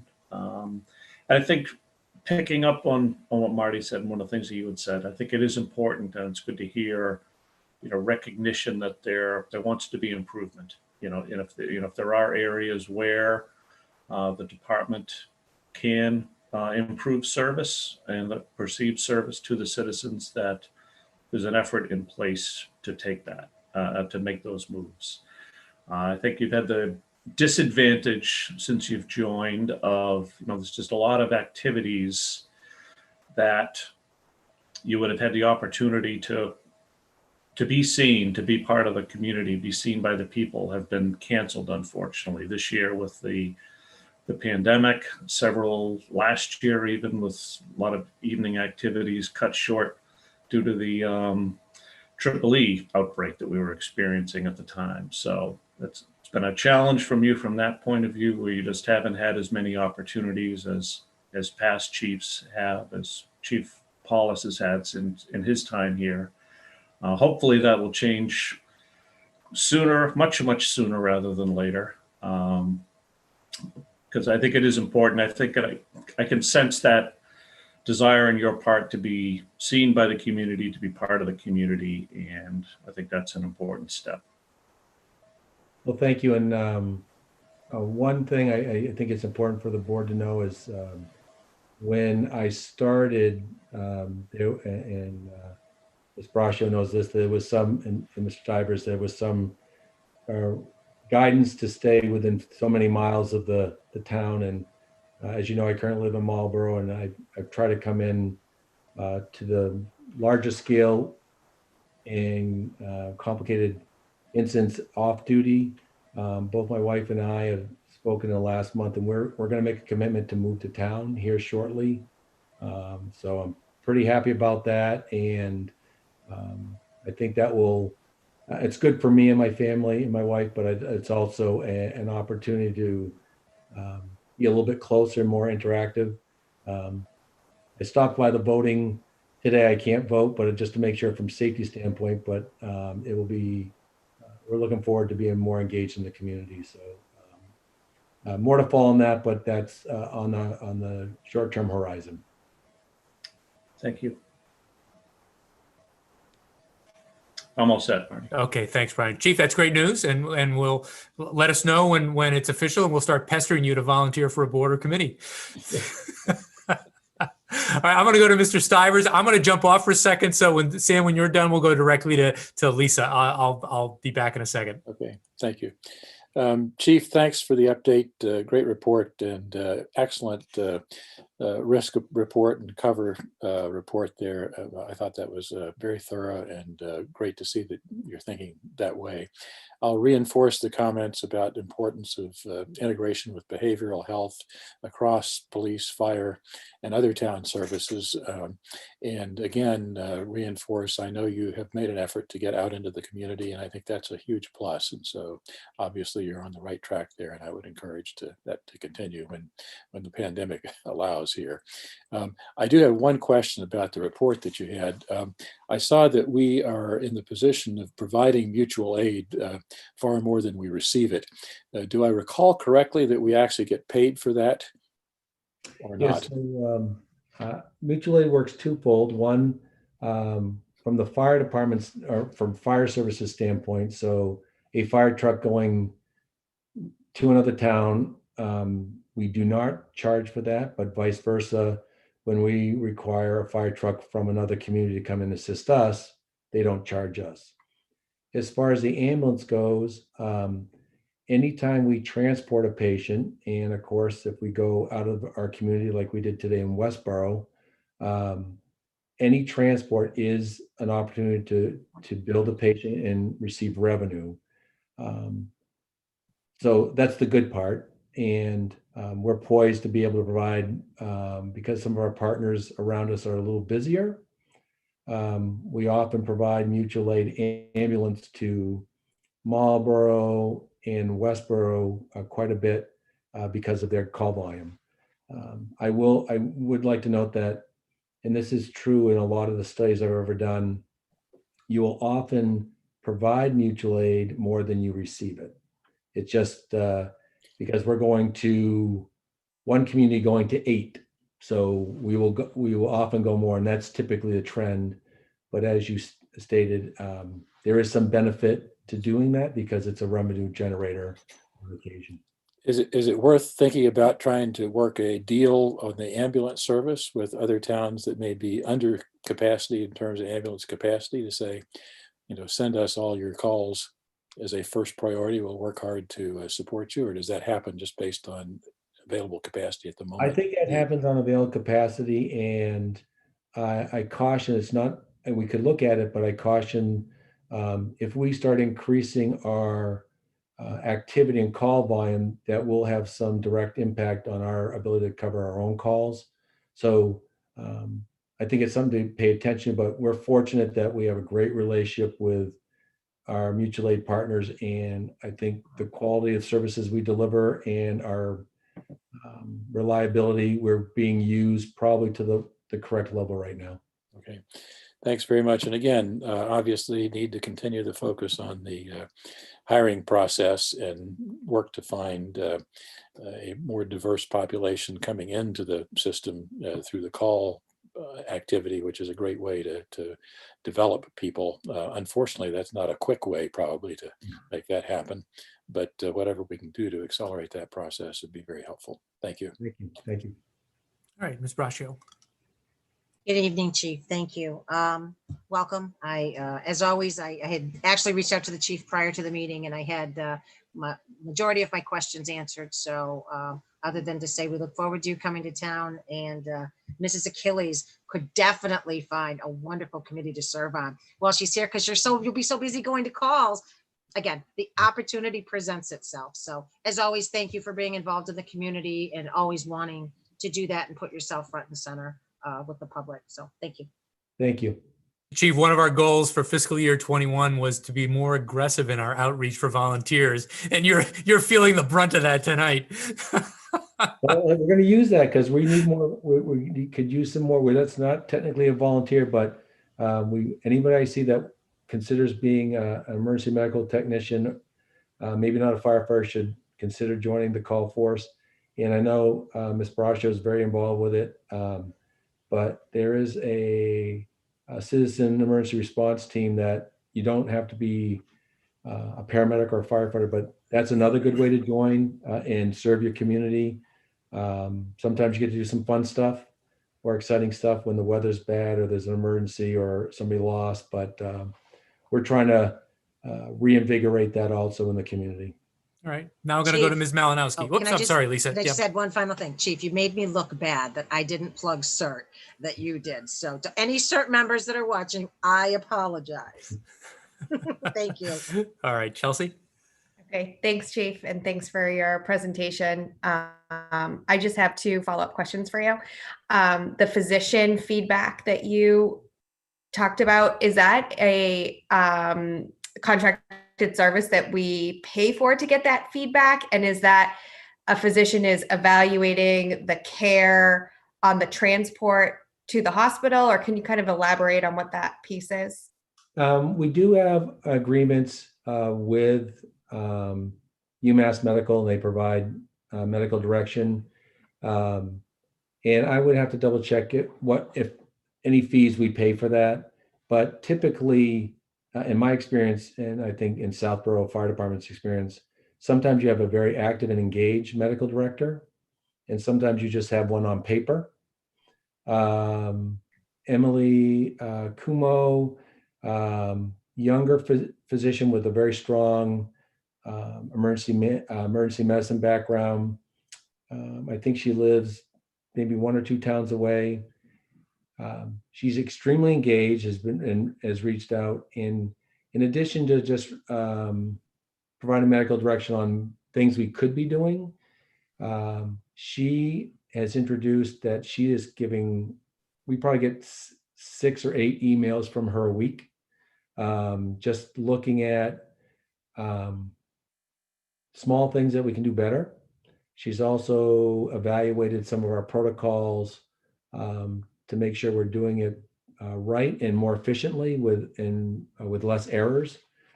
She's actually ridden on the ambulance a couple times and has responded with us. You don't see that in a medical director. That's like the old school days. I think it's new for our members to have consistent feedback. And I think that's a paradigm shift to when you heard from the medical director, it usually was you did something wrong. And now it's you're doing something right. So having a strong medical director and a very active will allow our paramedics and EMTs to provide better care, start thinking of new and emerging treatment modalities that we might be able to employ. And also, I think that the select board and the community can know that we're not just making up as long as we go along, we actually have oversight. And I think that will improve the quality of care that we get. So I think we're in much better shape with this new approach, and we're very pleased with this medical director. That's great. Thank you. And my second question is on the 2 types of training, the technical training and then the professional training. Are you seeing more opportunities for professional training for your staff? Actually, no. When we embarked, once we hit April, most of the professional training opportunities, whether it was higher education, the Department of Fire Services, and the National Fire Academy, and even a number of colleges really scaled back their, I would call them enrichment or enhancement programs, and really started to focus on very core basic programs. So that's when we looked internally and said, how can we build a competency-based training program internally that has benchmarks and references they have to meet. So it would be nice to hybrid them and put them together. I have a number of members that are starting to look at higher education and degrees, and some of the online National Academy professional development programs are starting to come out now. I think they figured a way to do a Zoom course that is effective. So I'm hoping by when we get to the spring that we actually can dovetail both of them together and hopefully get a little more synergy between the two, and kind of, I have a direction where I'd like to go to, and I just think it's going to take a little bit longer. Okay, thank you. I'm all All right, thanks, Chelsea. I thought for sure you were going to let me put a check mark on my goals sheet for the regional dispatch. I thought for sure you were going to ask the chief a question about that, but it remains blank till the next I was meeting. going to give it in member. I was going to do it in member reports. I can do it now if you want. The member report is fine. We can let the chief get going. Chief, the one terrific. Thank you very much. This is all good news, all good information we've heard from you. The one thing I might suggest is Ms. Hale has been very active, very helpful in sort of strategies for in the hiring context for sort of creative ways to reach out to communities, to potential applicant buckets that we haven't looked at in the past. And so you might touch base with Vanessa and maybe just have a chat with her about ways she's done it with respect to some other departments and other hiring. Perfect, and I will. All right, terrific. All right, with that, Chief, we thank you very much, and we'll see you again soon. Well, thank you very much, and if there's anything you need, let me know. All right, thanks, Chief. Mr. Purple, I'm going to ask you, were you able to get a hold of Mr. Norris? I was. He will bill us accordingly, and he will wait to hear on the rescheduled date. All right, I'll follow up. I'll touch base with him tomorrow, and it's all my fault. So I'm happy to take the blame. And I think this also should give us a little bit more flexibility in our discussion with the personnel board, who should be up next.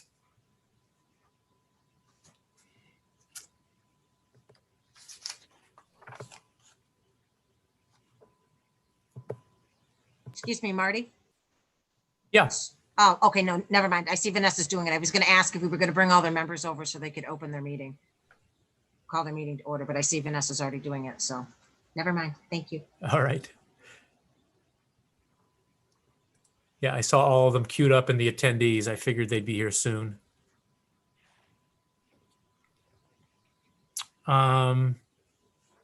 Betsy, are you there?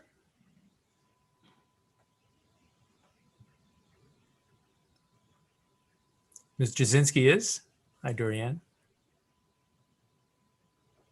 Mr. Rubenstein, hello? Jeff? Can you hear me, Marty? Yes. Okay, thanks. I just unmuted. Either All that right. or I was going to have to grab one of my kids. All right. Do you need to do something to convene your meeting? Have you done it at another venue? No, we were not given a Zoom meeting of our own. We noticed the meeting, so I can call it to order if you like. Yeah, sure. Why don't you do that? Okay, and then I presume if you've already read into the record about the governor's order and Zoom participation. Can we get grandfathered in under that? Absolutely. Okay. Betsy Rosenblum, Chair of the Personnel Board, calling the Personnel Board meeting to order. This is a virtual meeting of the Personnel Board via Zoom, virtual joint meeting with the Board of Selectmen via Zoom for Tuesday, October 20th, 2020, called to order at 7:30. Thank you. I don't know, I can't see who's participating, so I don't know which board members are here. I just have a visual on Marty. Okay. We have Ms. Jasinski, Mr. Nixon.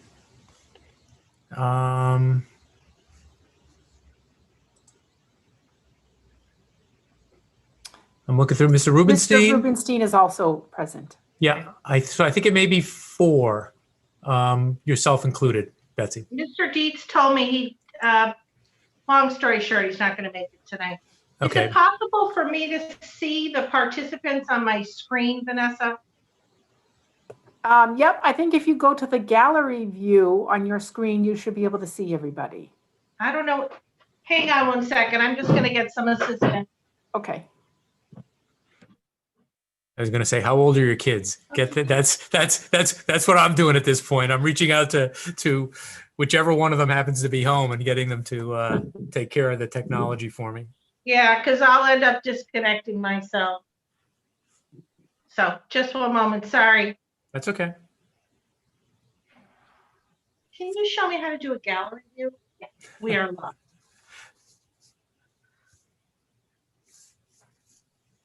you do that? And I would say that all kids who are helping out, I'll remind them of an 11-hour-a-week position that the town has in the IT department. Very low rate of pay. It is. My kids have gone through various stages of helping me out. And at this point, it's just sadness in their eyes when they have to do it again. It's just, they realize that I'm just not going to advance, and they're sad about it.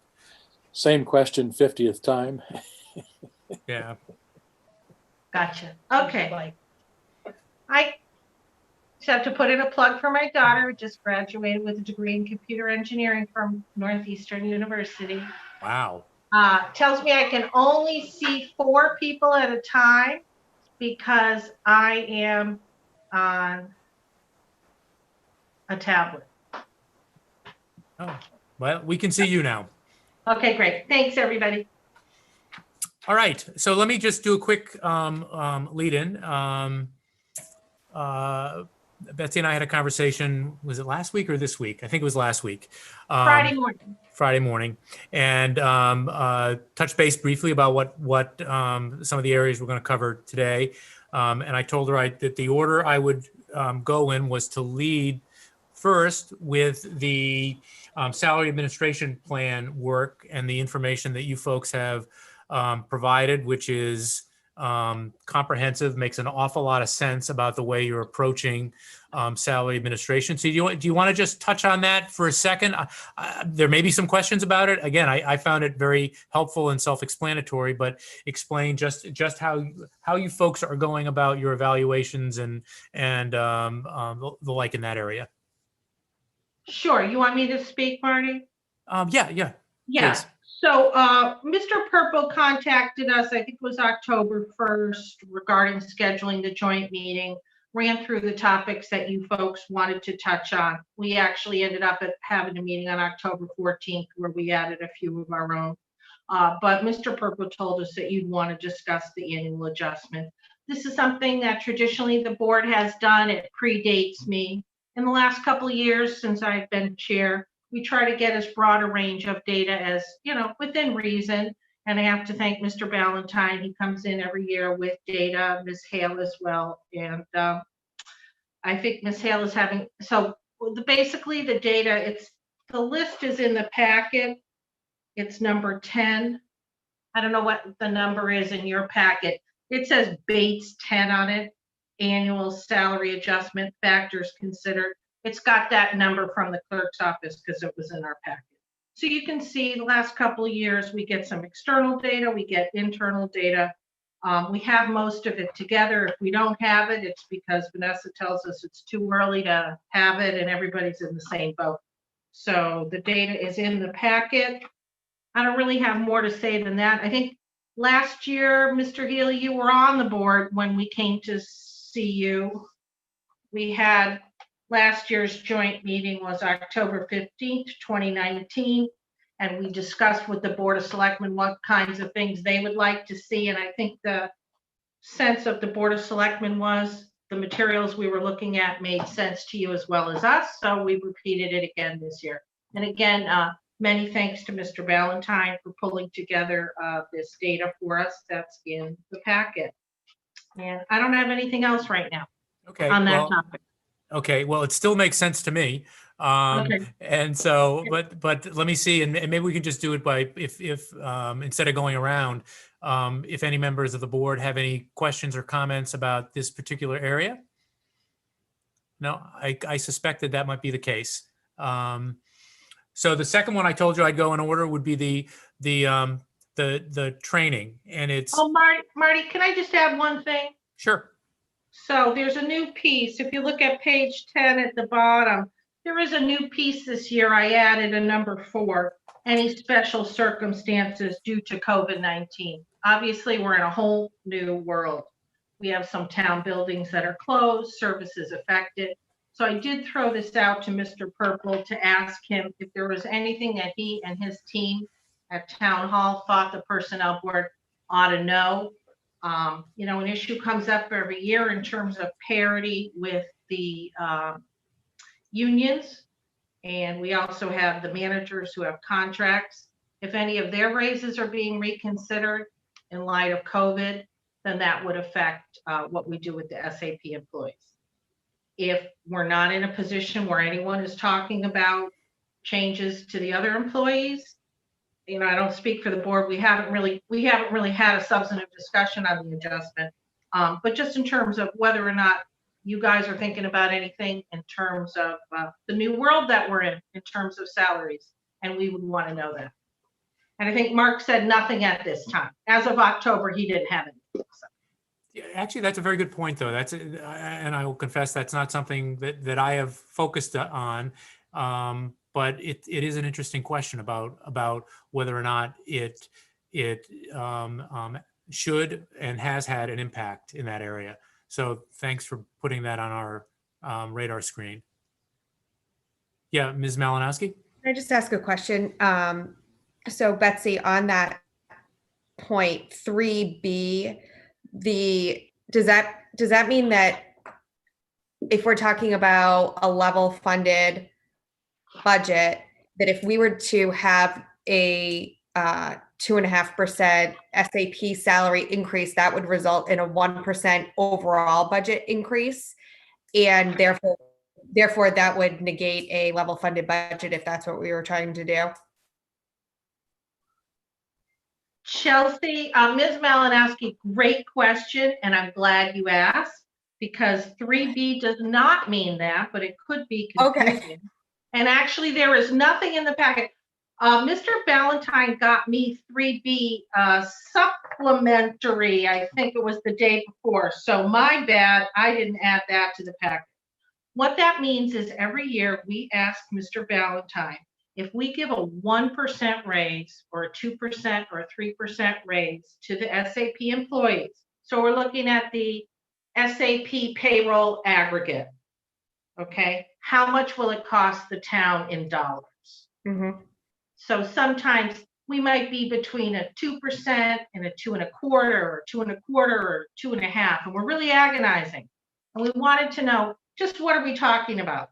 So for this year, Mr. Ballantyne reported to us that for each 1% increment, so all the SAP employees get a 1% raise, it will cost the town $29,000.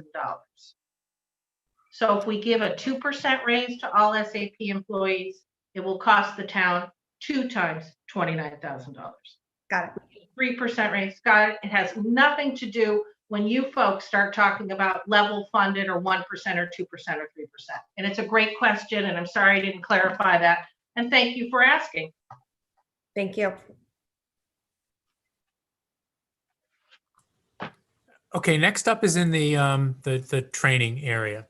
And we just got done a conversation with Chief Achilles. You might have heard some of that if you were in the waiting room. I did. Thanks. Yeah, one of our goals, one of our initiatives for fiscal year 21 is to both think about and hopefully, certainly potentially act on issues of equity, inclusivity, and the like. And we've had direct conversations with our police chief and now with our fire chief about what sort of training they are doing, and also in other areas, reporting areas and the like, and hiring. But particularly, and it's not, obviously we're not asking you to decide something tonight or even have any specific notions, but more generally, do you see the personnel board as having a role, and what would that role be in putting together the outlines of programs that address those sort of training issues? And again, I don't think it necessarily would impact the police and fire. I just think that they are in unique places, but more generally for town employees, training areas, again, having to do with inclusivity, equity, whether or not there are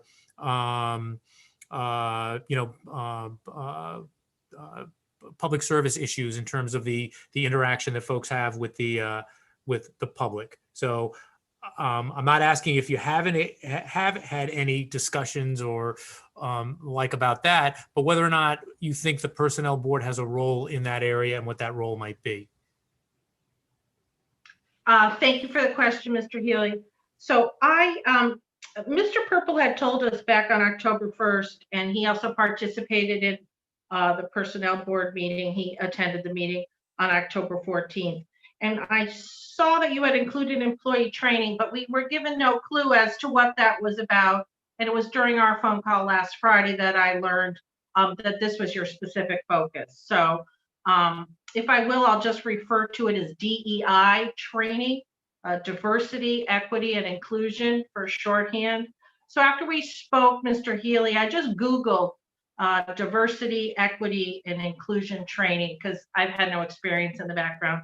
And I got 181 million search results. So I obviously don't have a handle on the topic. I will tell you, as far as employee training is concerned, Personnel Board does fund employee training. We have $3,200 in our FY21 budget for personnel training. And the way it has worked in the past, Ms. Hale has been helpful. She surveys department heads and comes to us with a list of the types of trainings that department heads think would be helpful for their employees.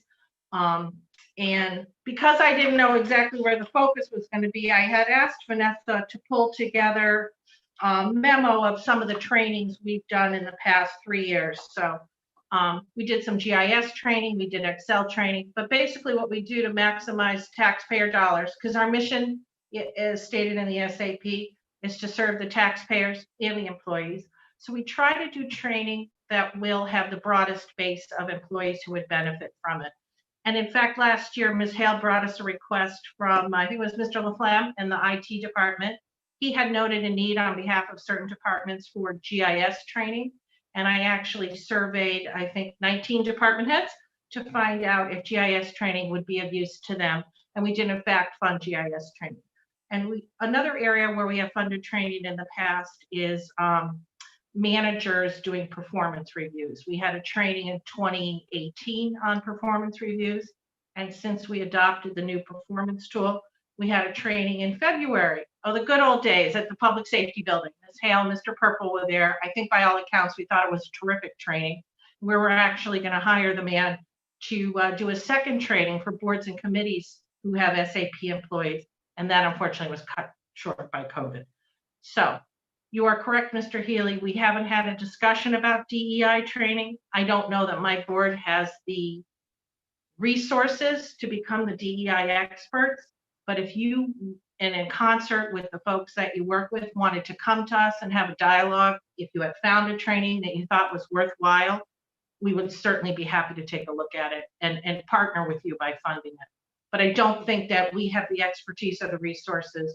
I will note, under the Massachusetts Equal Protection Act, under the statute, the personnel bylaw, the personnel board has an obligation to review the classification and salaries every 4 years. We're due for that this year. So one of the things we put on our agenda was to update you on the quadrennial. We call it the quadrennial review because it's every 4 years. But we will be doing a salary review this year in concert with the town hall, with Ms. Hale and Ms. Pasicane, to make sure that we are all in line for equity under the Massachusetts Equal Protection Act. So that's one aspect of, arguably, of DEI, making sure that we're paying men and women the same. So that is definitely one of the things on our plate for this year. That said, Personnel Board is open to anybody who has a personnel concern. Training is one of the things that we do. So feel free to come to us and discuss training opportunities that you would like funded. We have $3,200 in the kitty that has not been spent. And if anybody else on my board would like to, I'm doing all the talking. If anyone else on my board who's present has anything they want to say about DEI or other training, please feel free.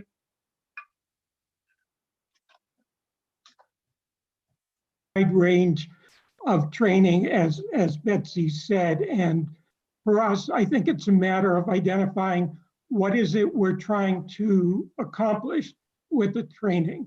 I mean, that for me is the first step.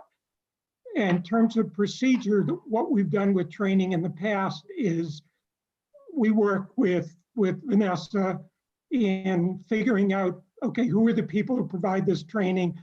And one of us may work with Vanessa in figuring out who the best person is, making a recommendation to the board, and the board will then decide what to do. But I think before we just say we want to do this kind of training, we have to think about what are we trying to achieve with the training. And once we do that, I think we can go through the normal steps that we go through. Thank you, Mr. Rubenstein.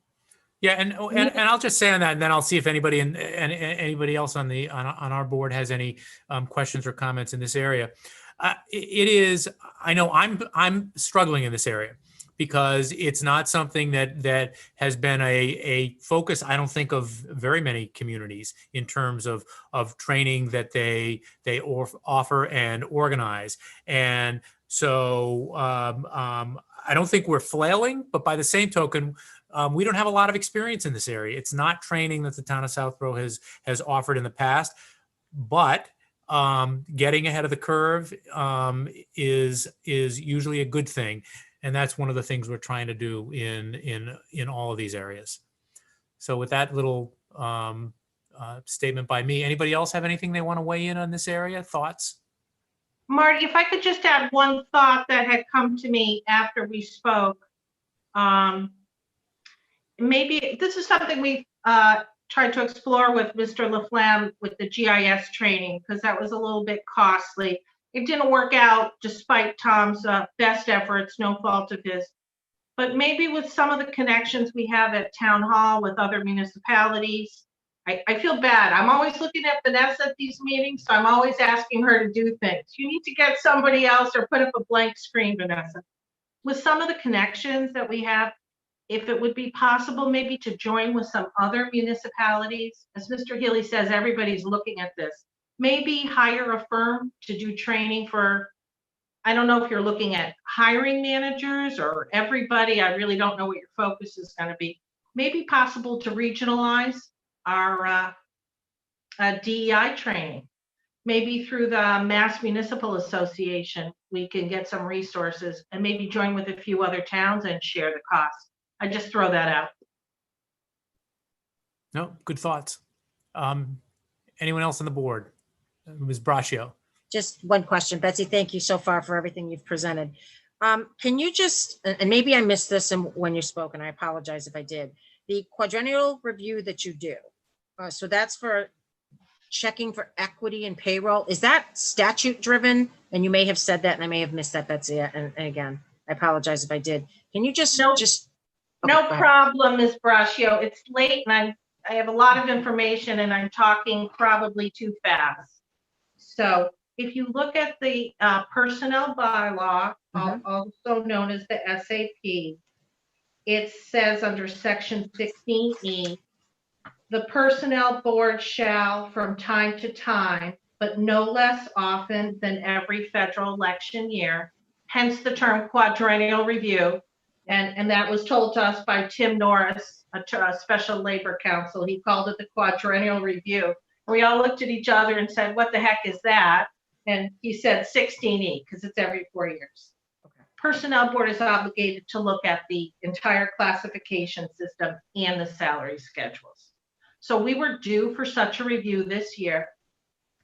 And at the same time, a couple of years ago, we became aware of something called the Massachusetts Equal Pay Act, which is a state law that talks about equity vis-a-vis gender. That's the focus of it, pay equity. So when my board met to discuss what we wanted to do to fulfill our obligation under 16E, we discussed it and we had this discussion with Mr. Purple and Ms. Hale. One of the defenses to a suit under the Massachusetts Equal Pay Act is that you have done a salary survey and looked at whether or not you have issues in your town. And I hate to sound like an attorney, but I am, and we have another attorney on the personnel board. We thought rather than just do a salary study as we've done it in the past, why not try to make it a study that would satisfy MEPA as well? And then we had some discussions about what that would be. We considered hiring a consultant, but then given the budget situation, what we arrived at was we have the salary data. We know the positions of the SAP employees. Ms. Hale and Ms. Pasakane can look at that roster. They see anything, turn it over to the attorney. Then it becomes privileged and he can review it. And we actually did have a nice discussion with Attorney Norris. He was in to see us about a couple of SAP matters. And we decided it would be prudent, the Personnel Board decided it would be prudent on behalf of the taxpayers. We've spent some money on consultants in the last 5 to 10 years, and we thought maybe this was something we could bring in-house. And Ms. Hale, and I think probably Mr. Ballantyne agreed on behalf of Ms. Pasakane. We have the salary data, pull it together. The sense of everybody was we probably don't have gender equity issues in the system. The type of thing you would be looking for is, say you had X number, many people in the same position, and obviously you were paying the men more than the women. A cursory look, Vanessa, feel free to chime in. We don't think we have that type of issue, but the women will pull that together, and then we will send it over to Attorney Norris, who is conversant with the MEPA, the Massachusetts Equal Pay Act, and he will let you know if we have any issues. And that, of course, would be a confidential attorney-client privilege type of thing. So I think I've covered it. Vanessa, Mark, if you have anything to add, they were part of these discussions. They were all done in open meeting. No, that's good, Did I Betsy. answer Thank the you. question, Ms. Braccio? You did. Thank you very much. And I appreciate the process that you included with it. Thank you. Okay. I don't see any other hands raised. Oh, Mr. Stivers, did you just unmute? I've been on mute. Actually, I do have a quick question if I can, please. I'm interested in the process here in terms of how we get some of this done.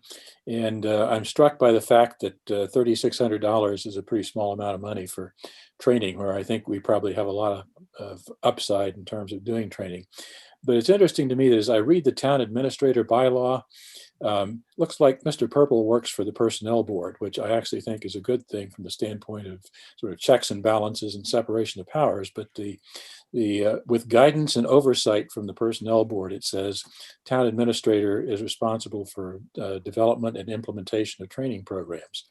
And it makes me wonder, should the budget for that come out of the Selectmen's budget or some other budget versus Personnel Board? So the Personnel Board could be sort of the manager, director, et cetera, of the process.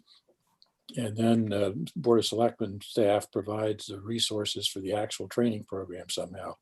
I mean, again, it gets a little messy sometimes when you cross organizational boundaries like that. But at least that's what it looks like to me is the intent of the town administrator bylaw. So I don't want to throw a wrench into the process, but I think it's interesting to sort out how we might be able to find more resources and arms and legs to make some of this happen going forward. So I think one of the things, I was waiting for Mrs. Hale to jump in, but I'll take the first crack at it. It isn't a lot of money, Sam. And, sometimes we find ourselves simply focusing on, and I think Betsy put it very well, those type of trainings that benefit the most employees. Vanessa would, probably talk about, our sexual harassment trainings and some of those things that we should be doing more routinely. I know that, the one thing we try to take advantage of, and I can let Vanessa speak to the details, through the town's insurance company. We do get trainings through the insurance company from various vendors that they employ. Those trainings are usually free. And we try to take advantage of those, as much as we can. And funny enough, there's discussions on diversity and everything are really dominating conversations right now.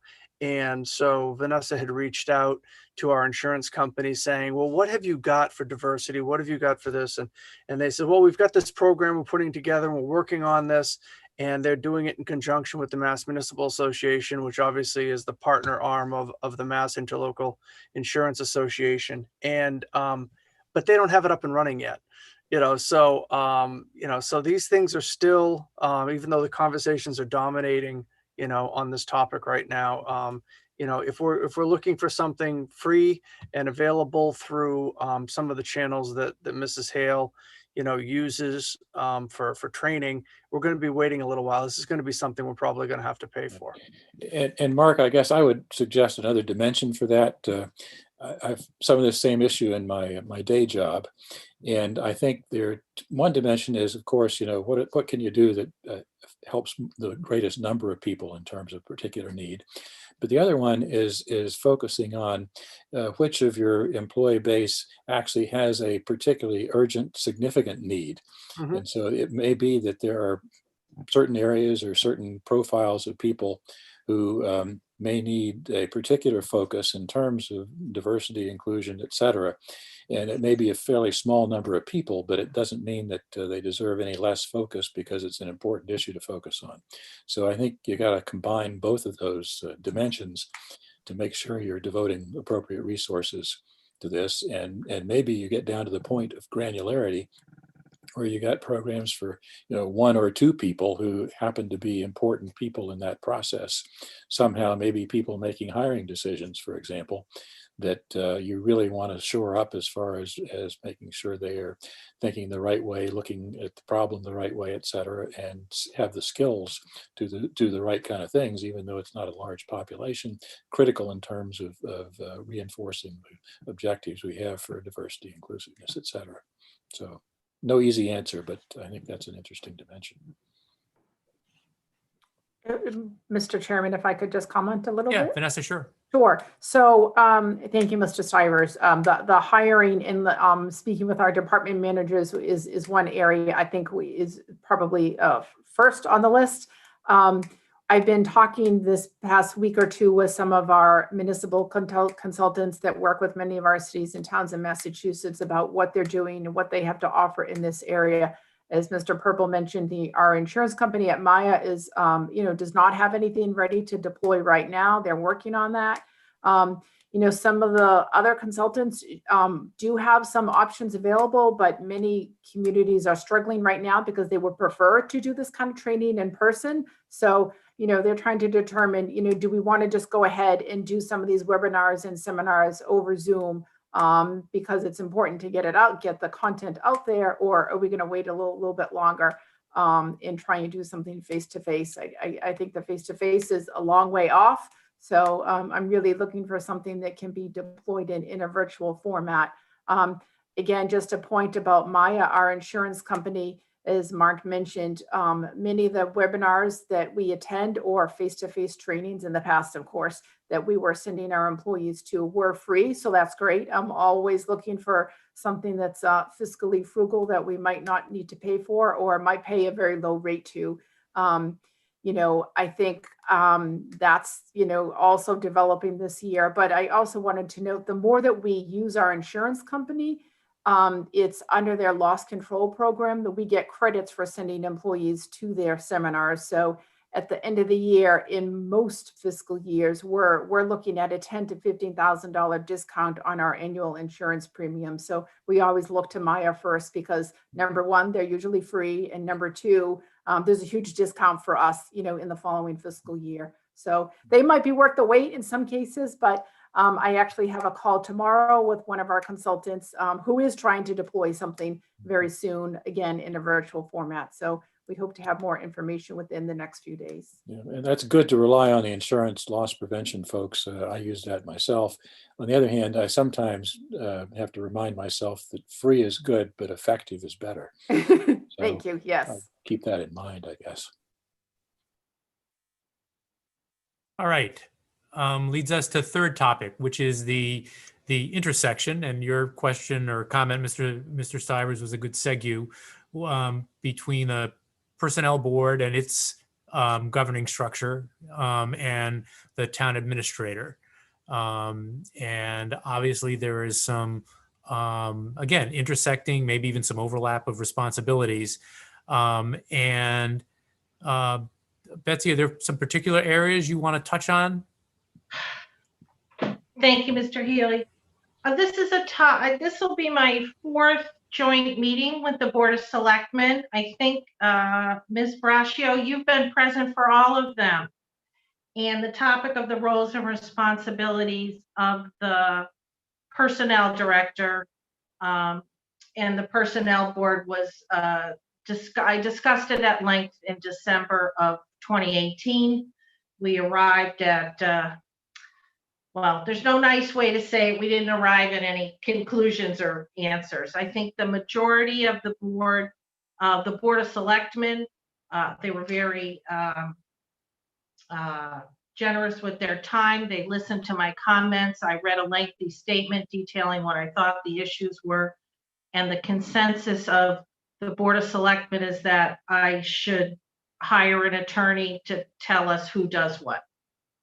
So, and at the end of all that discussion, I said, I'm sorry, folks, if you think more lawyers is the answer, I'm not doing my job very well. We're blessed to have an attorney of experience on the Personnel Board, and now we have a very competent attorney on the Board of Selectmen. So the first thing I'd like to say, and I do want to say the words are mine, but I do speak for my board.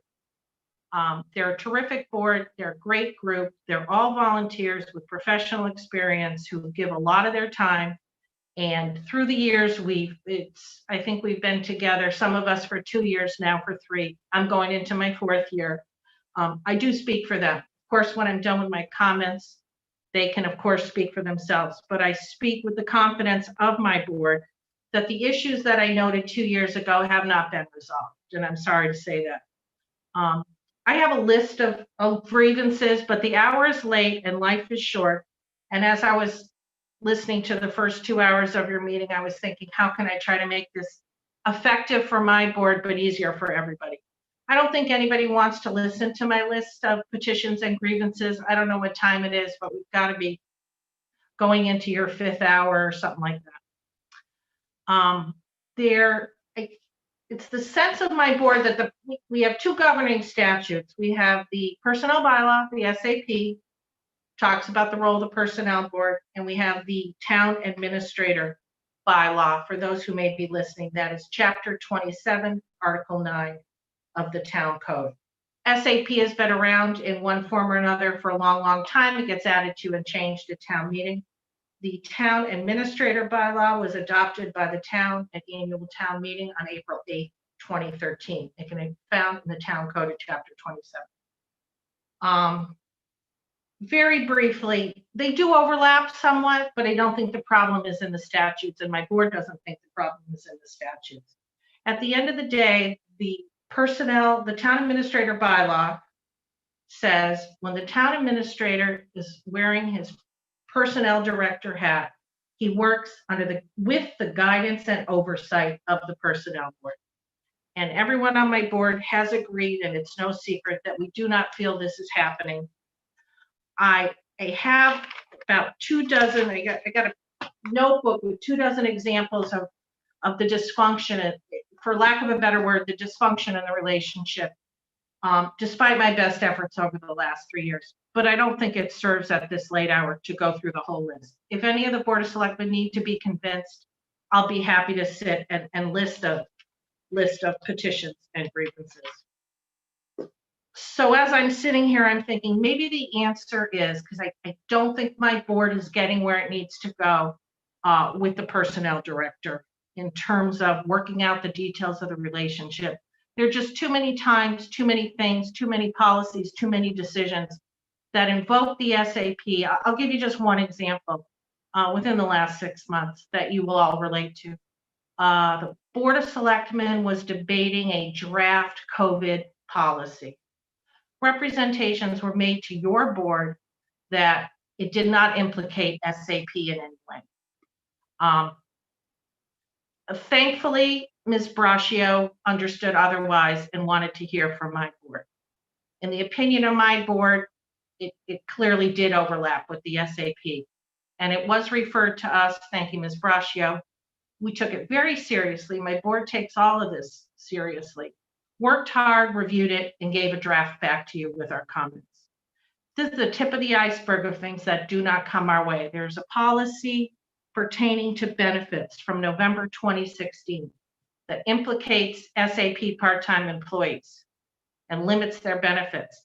But because it doesn't have the word part-time in it, I'm told it's not the business of the board was told it was not our business, even though it clearly delineates between employees 19.5 hours and those working more than 35 hours. Like I said, I don't really want to go through the whole list.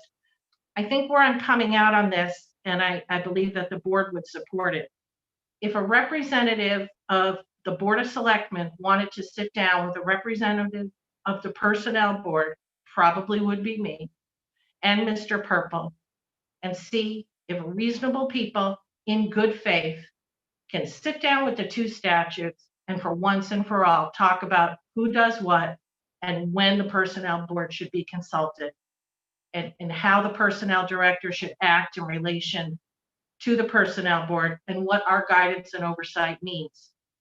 I think that would be a grand idea. And then we could get on with we all have a lot of work to do, but I got to be frank with you folks.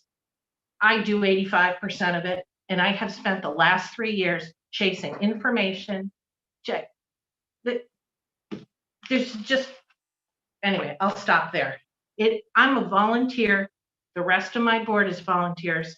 If you feel the frustration in my voice, this is 3 years of not being where I think we can be, and I know we can do better.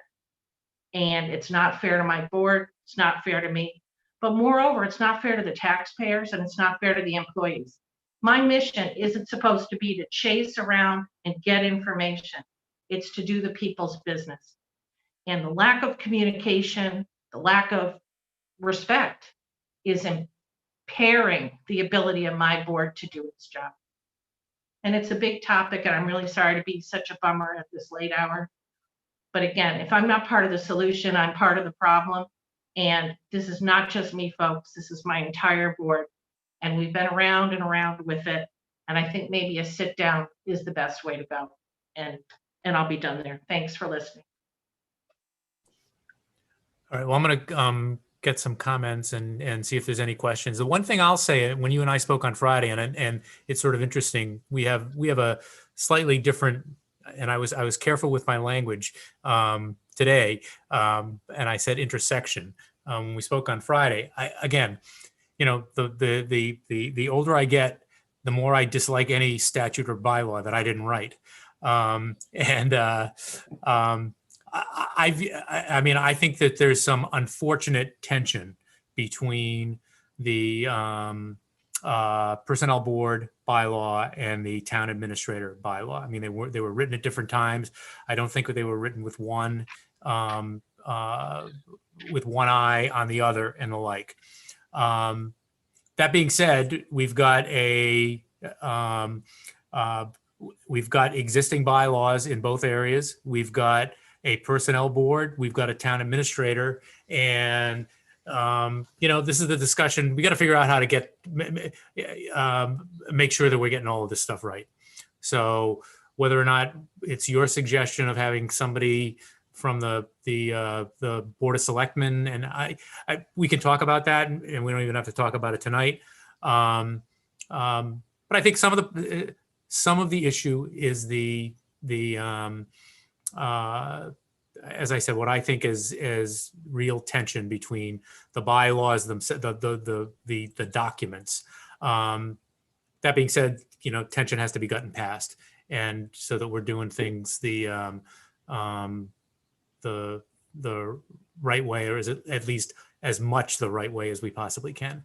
So I guess those are my thoughts generally. I don't have any good ideas for how to broach some of the issues that have been brought up, and you know, whether or not we even see them as significant issues. And you know, making sure that we're functioning properly to me is always a significant issue. So, but those are my thoughts. Anyone else on the board want to weigh in? Ms. Braccio? I think it might be appropriate to see if anybody from we're the petitioner with the joint meeting. Maybe if we could hear if anybody else on personnel. I probably covered it all, but if anybody on my board has anything, I said my piece. I'd like them before you guys respond, to see if anybody else on my board Oh, want that's fine. You have to speak quickly or forever hold your peace, because I'll start talking immediately. So if there's somebody else on the personnel board who wants to weigh in, happy to hear. I'll just say briefly, and Betsy has spelled it out pretty clearly. And I don't know, like you, I would have written the statutes differently. I think there are areas of overlap, if you will, between them that should be rectified. But I don't feel that's the source of the problem.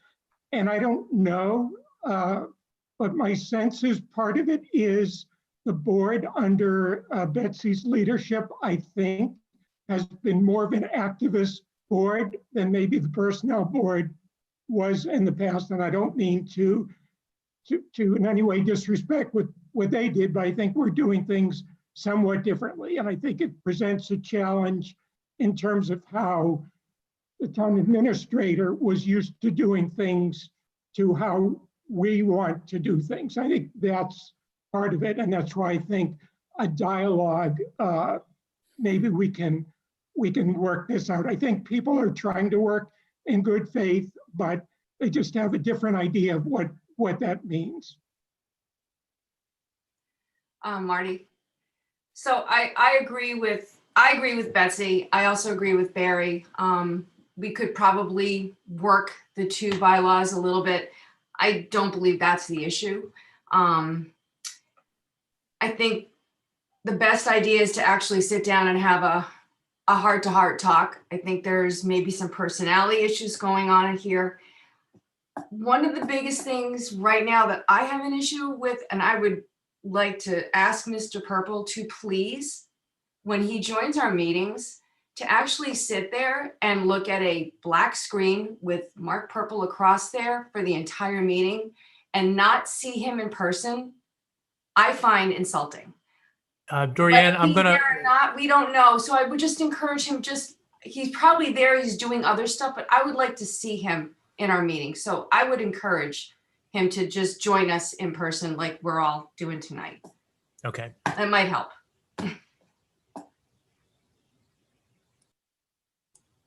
All right. Is that it? All right. Now I'm going to go to you, Ms. Braccio. Thank you. Again, Betsy and Personnel Board, thank you for coming. Thank you for bringing your concerns forth. I think you summed it up best, Betsy, that it's a lack of communication on some level.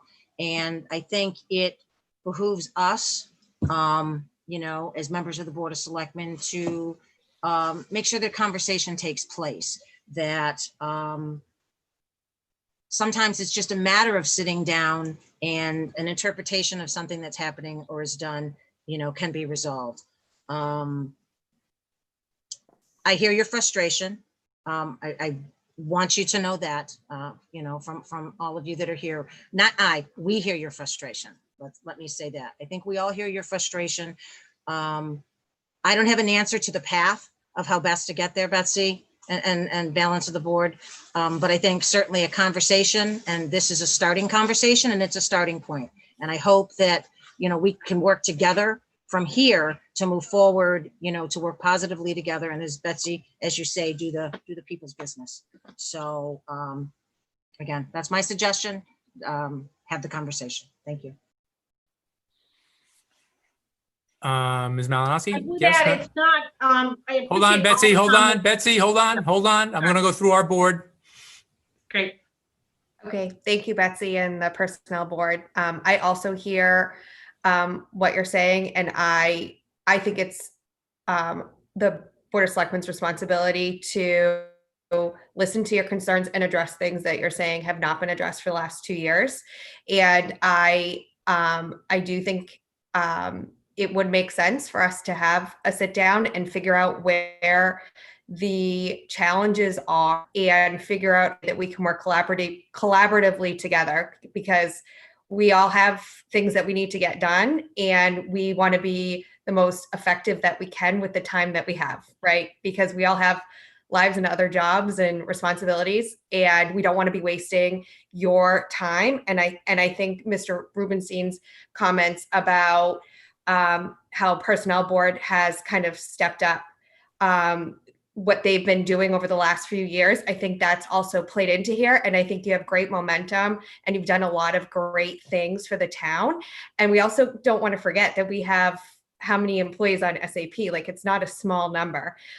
So we do owe it to those employees to make sure that we're giving them the time and that you're being able to represent them as best possible. So I completely agree that if there are issues, that we sit down and we work to resolve them. And, you know, I think to have you in once a year where you represent so many employees, I think is challenging in itself. And so maybe we try to have you come in on a more routine basis to update us on what's going on. Thank you. I'm going to go in my order. Mr. Shea? Thanks. Agree with everything that's been said so far. We'll just note that as one of several people that did serve on the committee to form the current town administrator bylaw language, and there were excellent people that were involved in that, had a say in that. I don't think there was ever an intention, that I'll speak only for myself, but I would hope it's an agreed upon sentiment that there was never ever an intent to create conflict between the two. And if anything, there was an effort on that group's part to make sure that there weren't conflicts. That being said, there were two documents written at two different times. There may be those. And I would encourage a conversation, to clarify any discrepancies, but certainly if it goes beyond that, then that conversation ought to happen as well. All right, thanks, Brian. And Mr. Stivers. Thank you. Again, I think this is an important issue. And as some of you know, I've been actually attending the Personnel Board meetings for at least the last 6 or 7 years pretty regularly. So I've observed a lot of the interactions that have gone on. And it seems to me that while there is clearly some overlap between the SAP and the town administrator bylaw, I don't think that's the root of the issue here. Almost regardless of what they say, I think it's within our abilities collectively to agree on what the right relationship is, who does what, et cetera, et cetera. And if it turns out to be different from what the bylaws say, we can always go back and work to change the bylaws. But I think the focus is to find a structure that works and has the groups working effectively together.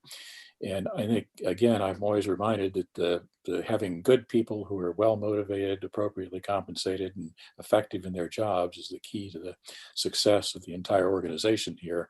And if this is getting in the way of that in any way, I think that's an issue that we need to deal with. So I support Ms. Rosenblum's suggestion of finding a way to engage in that conversation. I don't think you can do it in too large a group. So having a small group take that on and work through the structure issues and say who does what, and make sure that there's a structure that everybody understands that makes sense and everybody's doing things within that appropriately is a useful first step. And I'm confident that with reasonable people trying to accomplish a common objective, we can make great progress with that. So I'd support that direction. Thanks. Okay, I think that's it for us on this issue. Unless there's some new ground, I think we're done with this issue. I'd just like to address a couple of questions that came up, Marty, and one thing that I wanted to add that is on our agenda that ties in with this. Okay. Thanks everybody for their comments. To Ms. Malinowski's comment. Ms. Malinowski, there are 60 plus SAP employees. That was a question. And one of the things I would suggest as a starting point, this has been a pet project of mine. I think it's going on 2 years, is an org chart. It's in your packet. We don't have a town org chart. The Personnel Board would like us to have an org chart. It would clarify a lot of things. It became a priority of ours 2 years ago. I'm told we don't have one. Mr. Purple said it was not a priority. So I drafted one, my board approved it, and I turned it over to Mr. Purple. It's in your packet. I think this would go a long way for a number of reasons. Again, it's late. I don't think I have to explain to anybody here the benefit of an org chart. It's page 26 in the packet. So at our meeting in December of 2018, Selectwoman Bonnie Faniff said she thought it was a great idea and tasked Mr. Purple with bringing this to completion. It still needs to be reviewed and adopted by the Board of Selectmen. Correct it if you find it's almost 2 years old now. Obviously, for any professional who deals with an org chart, you know they're usually more layered than this, but I think a one-page visual on who reports to who the independent boards are, who aren't. There's a lot of confusion in the SAP world because many of the SAP employees are in departments that report to the Board of Selectmen, but some are not. We have independent boards with SAP employees, and that would be Planning Board, Board of Health, and Library. So sometimes when we're talking about who does what, it'd be real helpful to have an org chart. I cannot understand why we can't make this happen. I've already taken a big first step and it's in the packet. So maybe that could be the first topic of conversation when we sit down. You know where to find me. The last thing that we had on the agenda was the merit program. This was something I wanted to round out, Mr. Healy, if I may, because it's been on the agenda before and something that predecessor Board of Selectmen and other members of the board have said is important to them. And it's just not going to happen at this time. I can explain why, or we can let it go to our next meeting. I sense it may be the will of the boards that we meet again in the not too distant future. The hour is late. I can save the merit program discussion for a future meeting if you like.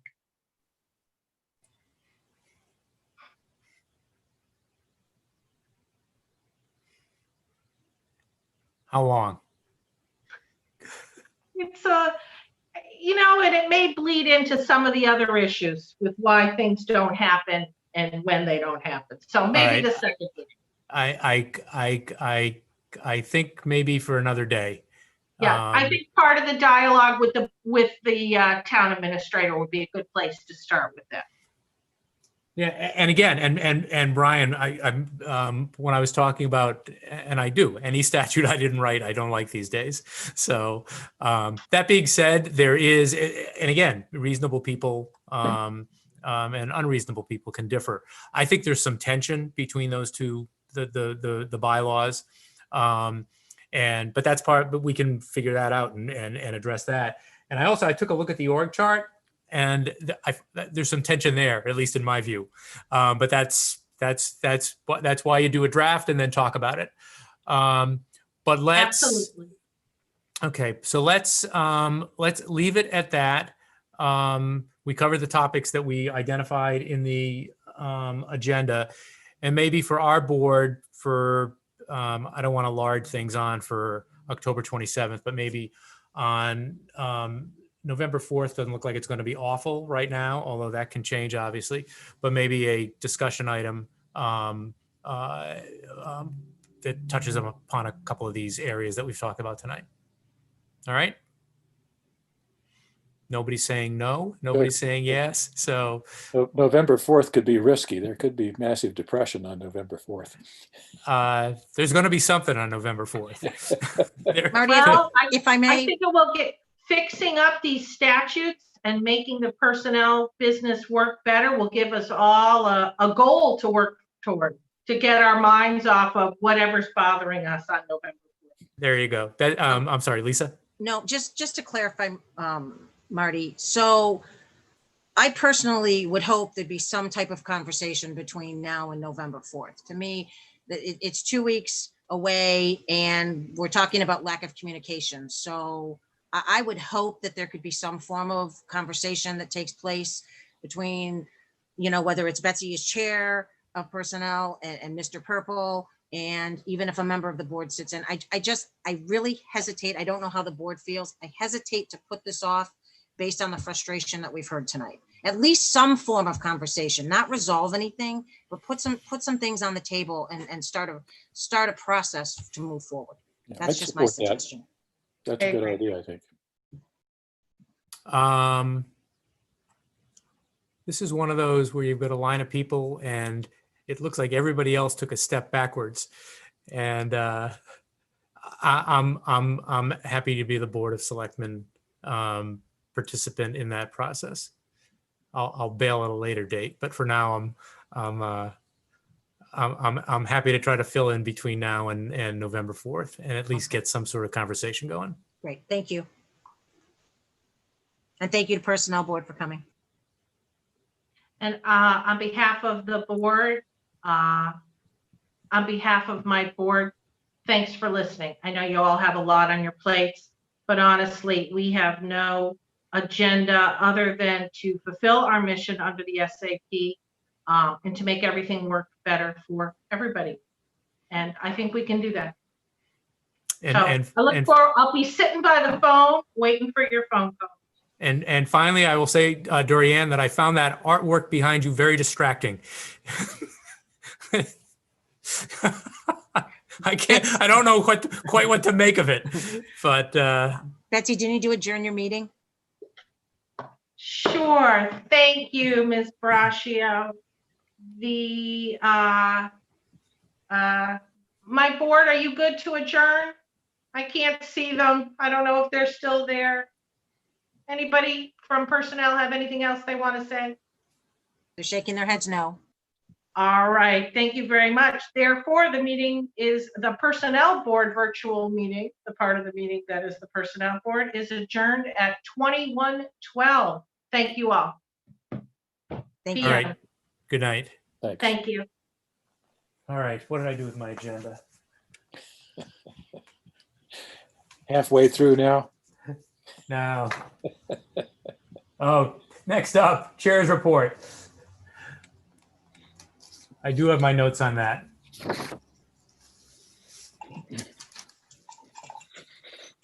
Actually, I'm not going to steal your thunder, Brian, just to mention that maybe I'll loop back to it, that there's an update on Deerfoot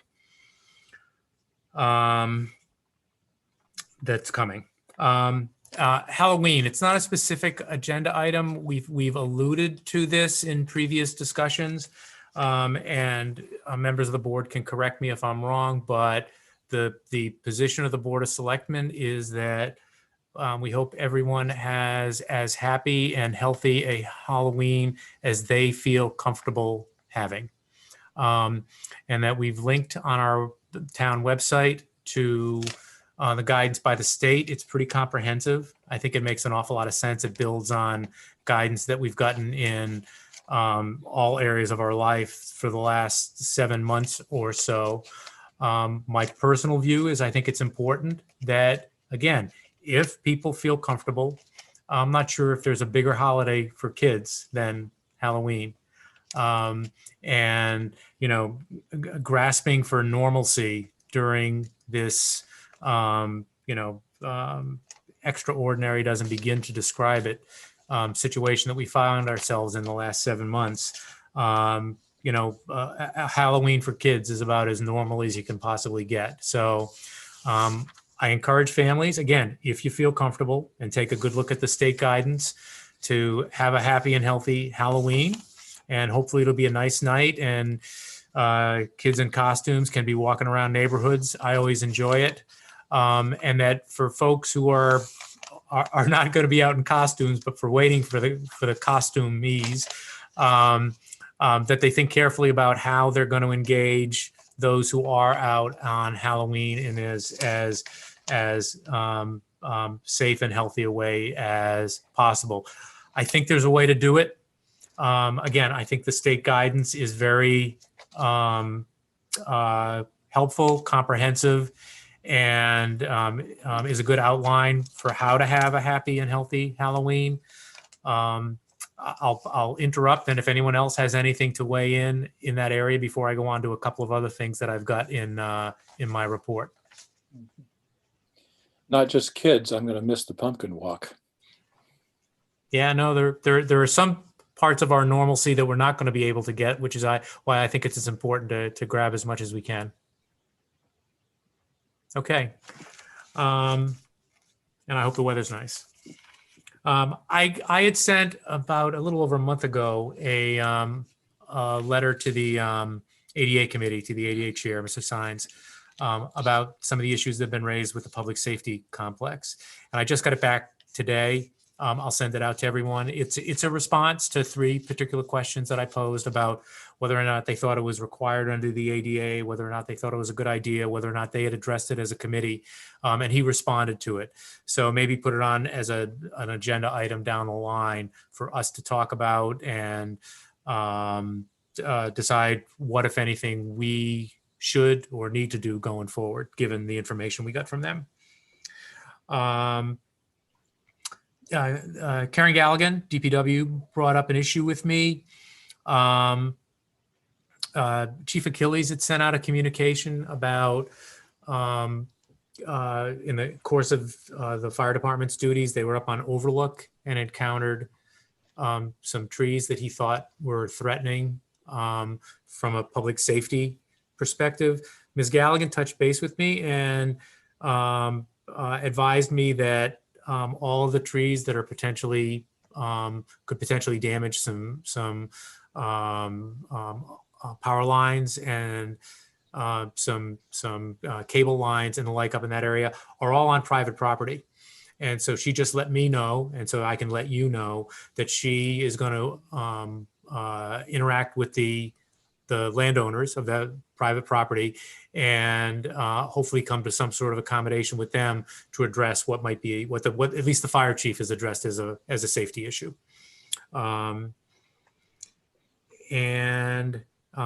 Flowing then directly into more tree stuff. I saw a little bit of the personnel board meeting, and they were talking trees, and there was reference to a policy that I guess I'm just wondering from a planning perspective, if and when Mr. Stiver is putting you on the spot here, we might get a draft of an updated draft of a policy that we might consider, because there seems to be a great deal of uncertainty floating on around about exactly what to do with trees. Be happy to give a brief update. We had another discussion with our tree discussion group, and I think we're very close to resolution of an approach that actually works for the planning board and works for the DPW. There's one issue that remains open that I think we as a board have an opportunity to set some guidance around, and that is when the joint or combined hearings are required between the planning board and the DPW tree warden. And the DPW has a view that those joint hearings are not required in a number of cases. And the planning board believes that it makes sense to have those hearings as joint hearings. And we've not been able to actually reach agreement on that. And what I'd be looking for is guidance from this group to say, we, obviously DPW works for us. And so we have the opportunity to say, here's what we believe ought to happen with that particular issue. If we can get that one done, I think then the rest of it falls into place.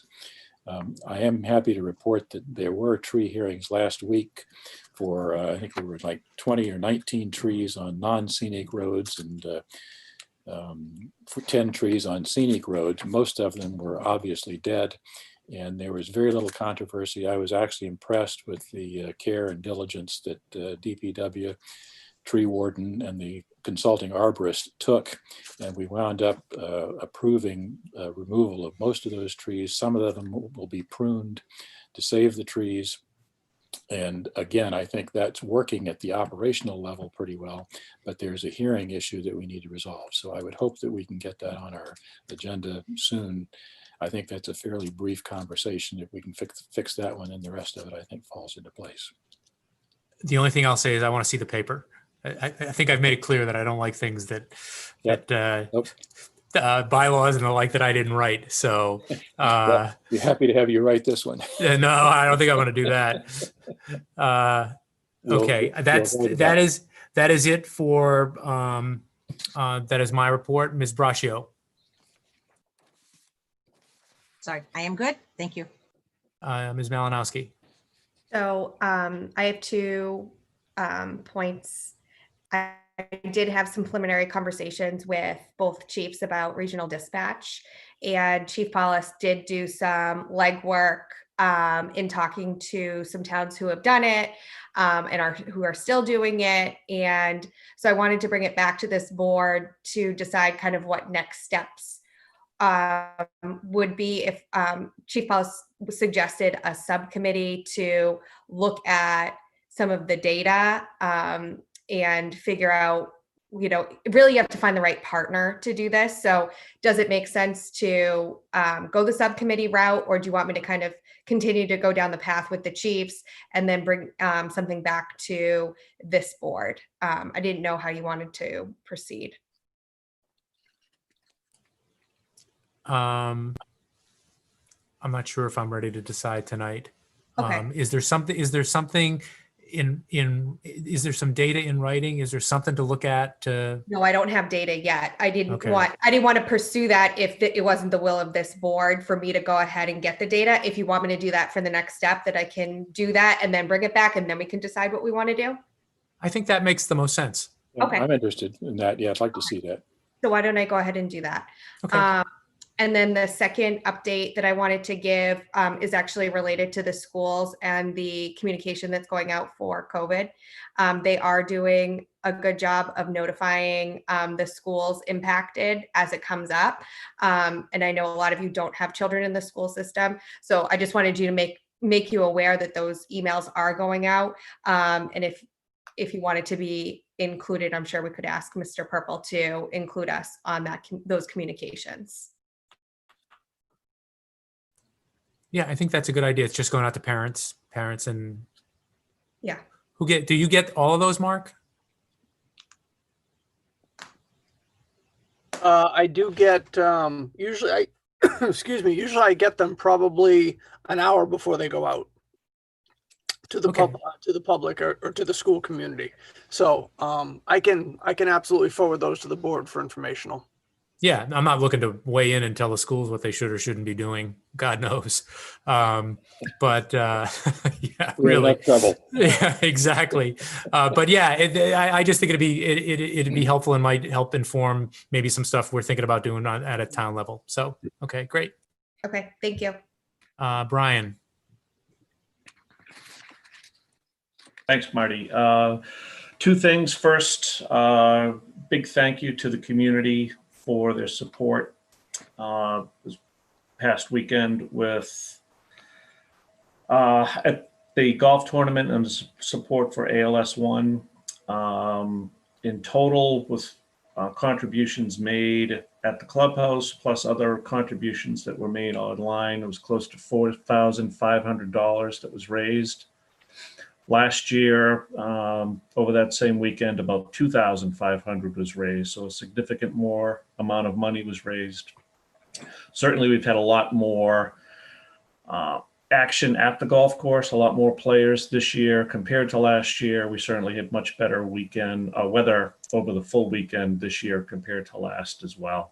And it's a very pleased with the results, particularly as well in this challenging year where people may not be in a position to donate as much as they could in a normal year. So thanks to the community. Hope we can keep that going as we move forward to remember two great citizens from our town. And the other update I wanted to offer was we did receive the report from PAR Engineering on Deerfoot Road. And my main takeaway from the report that they had prepared was that due to improper grading of pavement at the south end of Deerfoot Road, and it's improper because it's trench patches. It's a trench patch over where the water main was done. It's trench patch over where other construction associated with the new homes was done. That is resulting in water that is actually bypassing two of the structures that are at the south end of the road. And that water is flowing north to the catch basin near house number 122. I think I'd mentioned at the meeting last time around that PAR was going to be working with Karen on a grading plan. They again noted in that report that a grading plan with pavement graded properly at the southerly end will divert water from the south end of the road into the infrastructure that is at the south end of the road, which will mean that less water will flow towards the catch basin at number 122. I think this is a consistent finding with what Karen has been telling us. And I think that the best course of action, Karen has a window of opportunity with the paving company. She's been delayed for a while from that company. Paving season is coming to an end. I think the proper course of action is to move forward with paving. Really, the bottom line, the report did not recommend that additional structures be put in place. So I think to handle the town infrastructure portion of that roadway and solve the town infrastructure portion of the drainage issues, I think we need to move forward with the final course of paving, graded properly to divert water where it's supposed to go, and move on from there. And Mr. Stivers, before I go to you, just to follow up, Brian had sent me a copy of that report. It then went out to everyone on the board.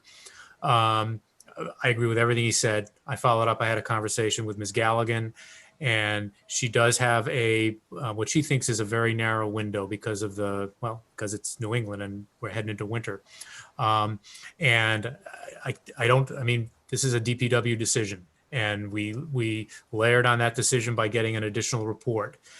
This is an area in their expertise. I told her I didn't think it was something that required a vote by our board, but that consistent with what Mr. Shea said, I told her that I agreed with her assessment and would advise the board that the plan is to go forward with paving before the weather hits, probably sometime this week. Can I ask a question about that? Sure. Brian, you're obviously the engineer here. Is it reasonable to assume that it sounds like the grading process is very sensitive in terms of making sure it's done correctly? When you're laying asphalt like that, can you actually do a reasonably precise job of measuring and adjusting the grading as that process occurs? I mean, those machines are big, and I watch them plop down asphalt in large quantities. Is that something that you could be out there with your laser level or something and make sure you're doing it at the right level all the way along the road? You're muted, Brian. Yeah, sorry, I hit the wrong button. I can assure you that I will not be out there with my laser level doing that work. But there are those that specialize in that work, and that can be done. And I think having the plan in place that PAR is preparing will go a long way to give direction to the paving company, just to give them the information on, how thick the material needs to be here compared to here. And, they know where the structures are. It's very easy to set up a level, get a surveying rod and, confirm the elevations of those structures and make sure that the pavement is placed so it's higher around them, so it drains towards those structures. Okay, good. Just as long as that works, 98% of the time when folks who know what they're doing do it, that sounds like that's the right path here. So good, thank you. Yeah, Ms. Malinowski? Thanks, Brian, for the update. So obviously there were a lot of residents that were concerned about what the next steps were and how issues were going to be resolved. Are we communicating with the residents to let them know what the next steps are? You know what? I got the sense from Karen that was in the offing, but I can follow up and make sure that there is communication. It's a pretty small neighborhood that folks are advised, and it is. There may be, I suspect, still some disagreement about whether or not this is the right course. But again, we've got a Department of Public Works. We did a study. Everything that we've looked at from our side of the aisle indicates that this is the way to go, and I'm supportive of that route. So Marty, if I may just add one thing to that. Yep. I know the residents had hired an engineer to look at the drainage issues associated with that development. And a number of the recommendations dealt with drainage issues that were on the private properties that are really outside of our control. That engineer's report concluded with a recommendation that an engineering study be done on the main roadway itself. Well, we've moved forward with implementing that study with what the town has worked out with PAR. So we've followed through on that.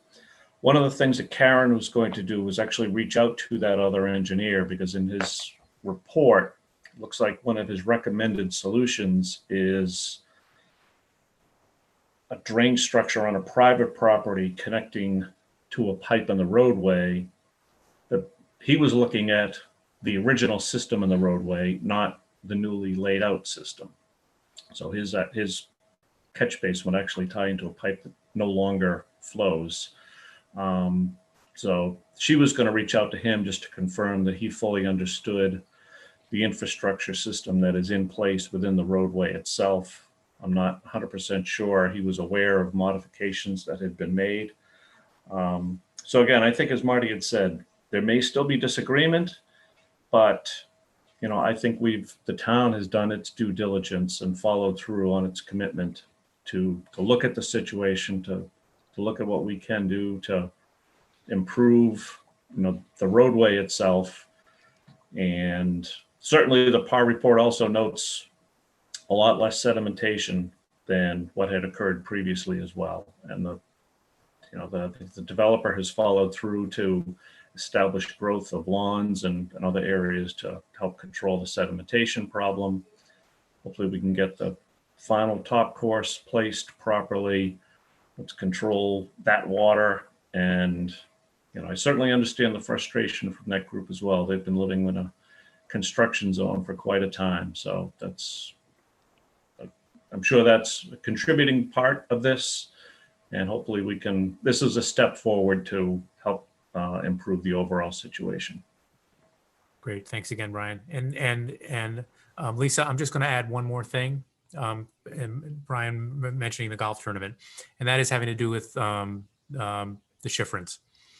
And that is, you might remember that in August, we put off a ceremony for the Schifrin field to be named.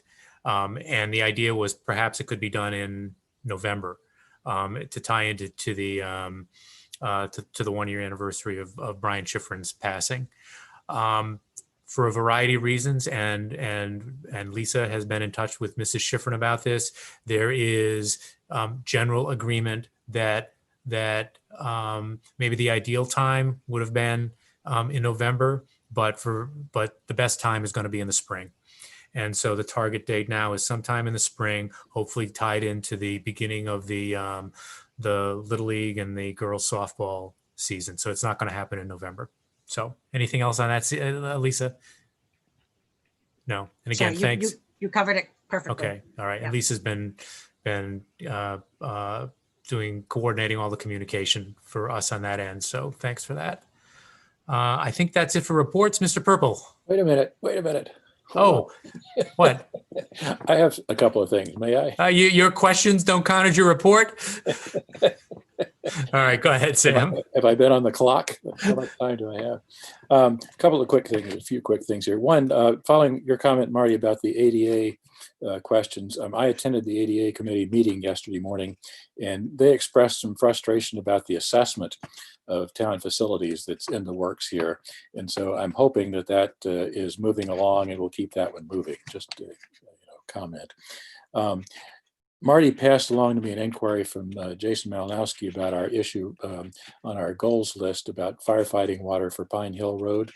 And he's been talking with Chief Achilles about how the fire department is talking about dealing with that. And for example, they're looking at the possibility of additional pumper trucks to add water capacity for fires on Pine Hill. And I gave him a brief update on my conversations about the possibility of hooking into MWRA water on Pine Hill. And I did follow up with Karen Galligan, who seems to think that there is at least technically a possibility of doing that. She's going to do a little more informal investigation on that. And so we will try to figure out if that's a possibility, which could be an interesting option to buying additional pumper trucks. So again, as part of the MWRA advisory board role I have, MWRA has been fairly supportive of towns tying into the water system in various ways. And they've got loans, no interest, low interest loans to build water infrastructure. So again, it's something that seems to me worth looking at, and I will continue to follow up on that and figure out if there's something there. Also following our conversation with John Butler on the transfer station and his suggestion that we consider licensing of trash haulers, I attended the Board of Health meeting last week or so and raised that issue with them as a very informal, sort of informational kind of thing. They were not aware of John's presentation, which I'd forwarded to them. And they're interested in the possibility of doing that with the caveat that they're very busy now, clearly, and that they have very limited administrative resource. But it seems to me that there is a possibility of getting something done there if we can figure out a way to support them administratively and figure out what's required from a vote standpoint. Do we have to simply vote to accept certain state statutes relative to that licensing process, or can the Board of Health do that?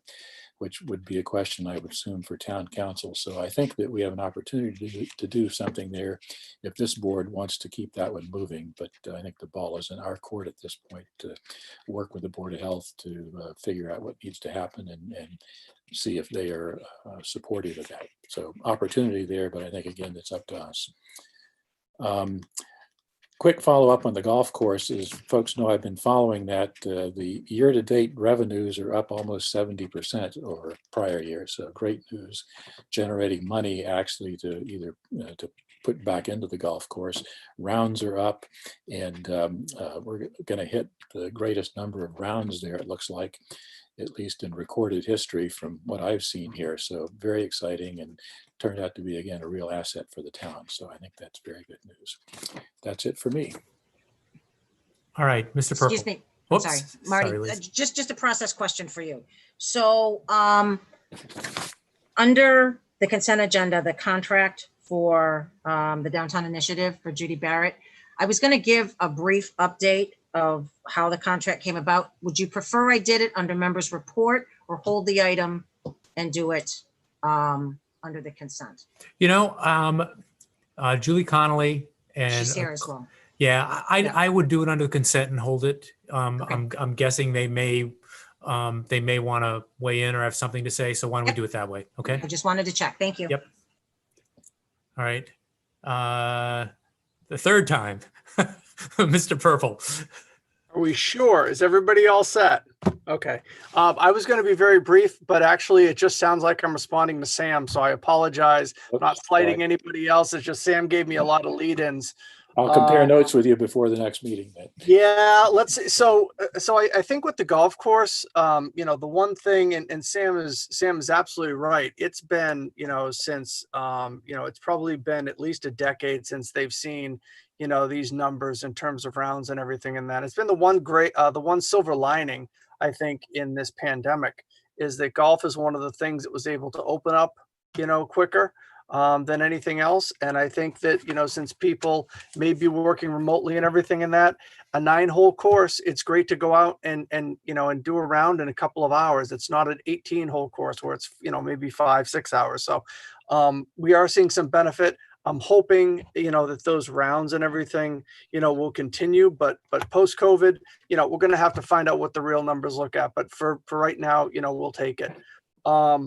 With regards to MWRA, all I will say is they'll always sell you water. You know, they're always happy to help move you forward in that, so they can, you know, they can sell you water. But, you know, if there's a way to do something in that, and for, you know, given that, you know, the influence of your position on the board, Sam, hey, you know, let's see if we could take advantage. I do think that there is, you know, and I think Mr. Malinowski could speak to, there's quite a lot on deck for capital committee already. And at some point we've got to figure out what our capacity is to be able to address, you know, some of those things. And the third thing, which is what you started with regards to the ADA self-evaluation transition plan, we did file the submission with CMRPC for the grant through the Mass Office of Disability.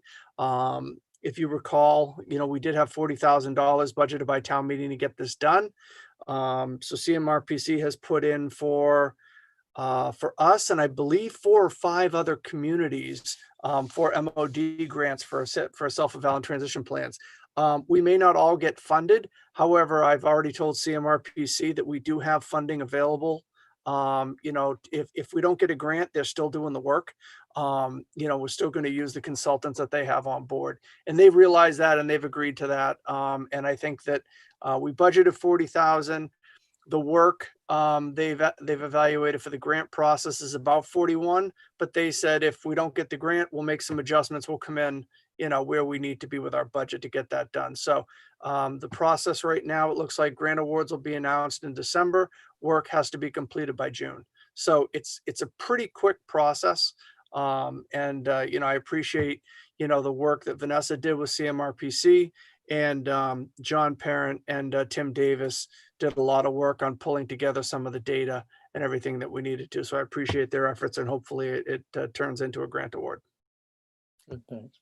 Should tell them that we just cut our funding to $20,000, so they have to come in at that if they do it outside the grant. Yeah, well, you know, and it was interesting because CMRPC has applied for these MOD grants in the past, and you know, we had a conversation, and they said last year, say we had 6 communities we applied for, we only got 3 funded. And so I said, well, look, we'll apply for the grant. We'll say we'll match $10,000, which will make us a more, you know, attractive grant recipient. So you know, look, if they're willing to give us 30, I think that's great. But either way, we're getting the project done between now and June, and, you know, through CMRPC, which again, saves us a lot of trouble with the bidding, and everything else. And I think we're really going to get a good, you know, good contractor to work with. Good, thank you. All right, moving to consent agenda. Is there a motion? Can we hold F, please? C, Bless you. please. C. I have a question about B. I was going to hold A. Sorry. Is there anything that got through? I'm trying to remember now. D and E, right? Yeah, E. E. Do it. All right. All right. I think E got through too, didn't it? D and E, I thought. D and E. D and E, okay. All right. I move to approve the entire consent agenda, except for most of the consent agenda. Move to approve items D and E on the consent agenda. There is no consent. Second. Discussion, no. Ms. Braccio. Aye. Ms. Malinowski. Aye. Mr. Shea. Aye. Mr. Stivers. Aye. And Mr. Healy, aye. All right.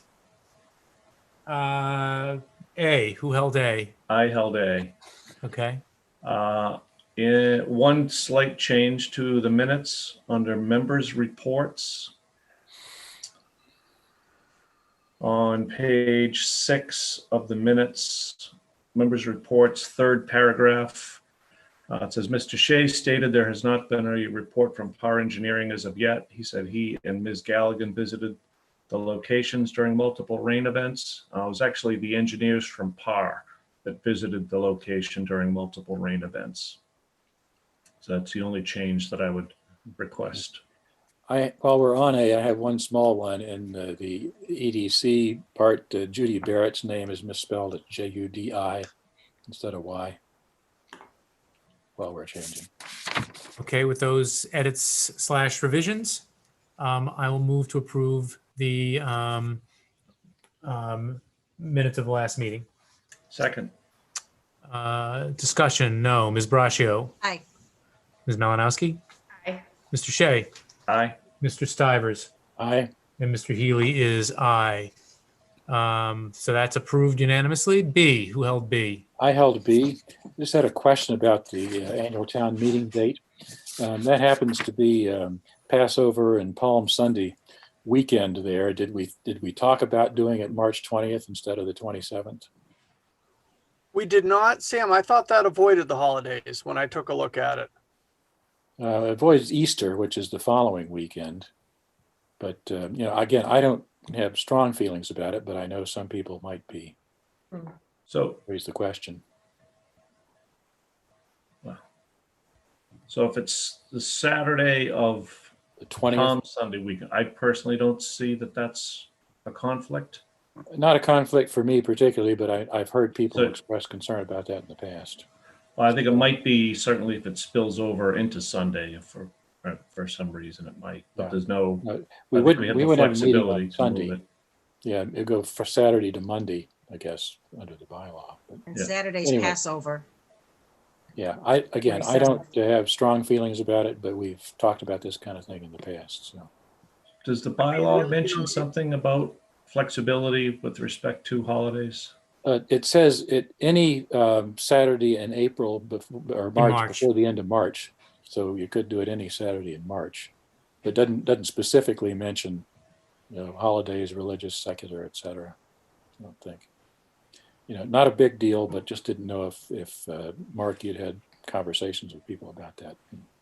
I thought we had taken a look. I really thought that avoided the holidays the best. I mean, from the finance team's point of view, selfishly, we'd like to be it as late in March as possible. Right, understand. Because you get earlier and, you're having to approve a budget, at the end of January, beginning of February, if we're going to, because I do agree that if you get the first couple of Saturdays in March, you probably get away from some of that, from some of the Right. conflicts, with the holidays, but it really doesn't play well with, with the process. Okay. Yeah, the only other choice for me would be the 20th. Yeah. But again, I don't feel strongly about it. Just wanted to raise the issue. Does it have to be done tonight, Mark? Well, I think we've got to set it at some point. It doesn't have to be done tonight. And I know that I've had conversations with Mr. Shea, who kind of feels that setting a date in March is a little bit of a fool's errand, and we're going to probably end up getting pushed to, to May, like this. So. Mr. Shea will just note that he fully acknowledges that the bylaws require the town meeting be set in March. So Yes, that was so that we have to do that, and I would fully expect that we'll be in the same position that we were in this past spring. So it may be moot. So Mark, let's do this. Let's put it on. We're back here. We've got a meeting with the Capitol people on the 27th. Let's just make sure that again, my preference would be not to set it on Passover. I just think that, I agree. if it's avoidable, then it's avoidable. So let's make sure I don't know if that weekend is in fact Passover, but let's make sure. And if it is, we'll kick it up to the 20th. Okay. All right. So put it on for the 27th. Since consent agendas go so quickly with us, we know we can zip right through it. We'll consent to anything. All right. Who held C? I did. Okay. So I had a question on the April 9th of 2018 Me executive too. session. So is there a reason why we have to approve these if they're already posted on the website? The short answer would be no. But I don't have it in our records that we have voted to release them. So you did. They were January 2nd, I believe, of 2019. And then they were posted on January 3rd of 2019. They were voted to be approved or voted to be released? I have to pull up the minutes. Hold on. If they're on the town website, I would assume they were released. I would assume so too, but we didn't have a record of it being released. That's why they were on here. Yeah, I didn't see those in the list that you sent around, so I was confused why they were included, I guess. So I'm pretty sure they were included in the list that was sent around, but.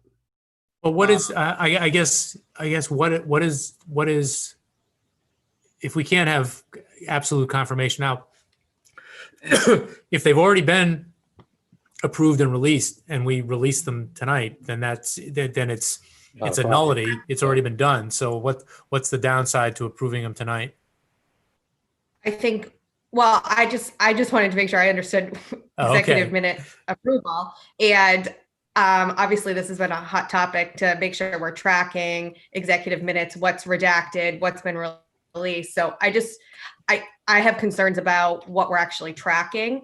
And are we really monitoring this on a regular basis?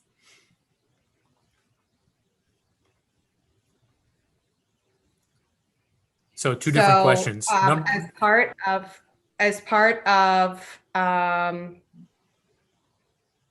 it looks like you approved executive session minutes on January 2nd, but I don't see that date.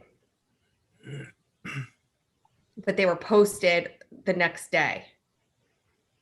So I can't tell where you would have approved these minutes. Yeah, I can't answer the question if I can't see what you're looking at, Chelsea. So I'm just looking at the town website at the minutes. yeah, I apologize. So like I said, but I did not have these down as being released. Okay, well, they are. They're on the Okay. town website. So it doesn't hurt to, Well, let me clarify. I don't have it down as the board voting to release them. so it doesn't hurt to vote to release them tonight then. I don't see that there's a downside to it, as Marty said, but. Right, Okay. but then I think what my point is then, if that's the case, is can we have somebody who hasn't been involved in this process go back through and reevaluate the spreadsheet that we're now tracking to make sure that we have everything lined up so we know what hasn't been released yet? Sure. yeah, that's a fair point. Two different things. Let's make sure that yeah, because if if there's a mistake on something that maybe there's not a vote to release yet, then let's make sure that there's not another issue. So let's just, dot our I's and cross our T's. Okay. Okay. But otherwise, I will move to approve consent agenda item C. Second. Discussion, no. Ms. Braccio. Aye. Ms. Malinowski. Aye. Mr. Shea. Aye. Mr. Stivers. Aye. Mr. Healy is aye. And we already did D&E, right? Yeah. Yep. All right. So, we're Mr. on to, I'm sorry, before you go on to F, is there somebody from the board who hadn't been involved in this that wants to take a look through this? Through the, in terms of the minutes? I'm fine with letting someone else take a look at this. I'm happy to do it. That's Okay. fine. That's fine. all right. Actually, we're not going on to other matters. We're going on to Ms. Braccio's item. Yes. All right. And thanks to Ms. Reynolds, Ms. Connolly, and is that it? And Ms. Munsif for hanging in. But right. it's all yours, Lisa. All right, so my hold was for two different reasons. One is, and I'll get to it as I go through the update, is we need to adjust the amount that's currently on here from the 7,100. As we went back, and actually a member of the board had reached out to me and said the numbers on the contract don't tie out. If you do the $175 an hour for $5,000, it comes out to 28.57 hours. So Ms. Reynolds had sent an email tonight that showed it was supposed to be 28.5 hours. So the original contract was for $5,000. And what we did is we just adjusted the contract that was in place for Judy. So if we adjust the 5,000 back to hold on one second. Where did I put it? Hold on one second. Sorry. Here it is. If we adjust it to $4,987.50, which would have been the original contract for 28.5 hours.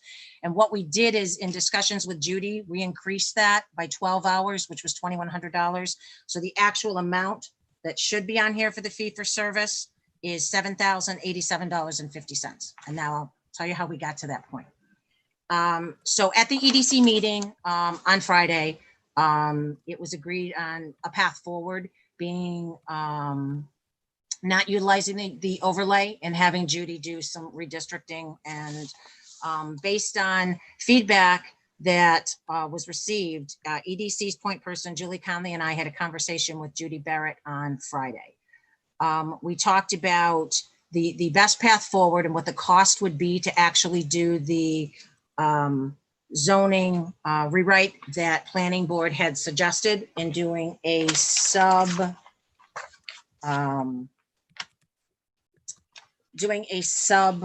can't think of the word I'm looking for, sorry. In changing the bylaw and creating a sub sub bylaw. Sorry, I'm losing my train of thought here. Here it is here, sorry. In doing a subsection of the bylaw. So planning board had suggested that we take the downtown business village district and break it into two separate districts, one encompassing Fayetteville and Corderville, and one being town center district, which is what we are trying to do for downtown.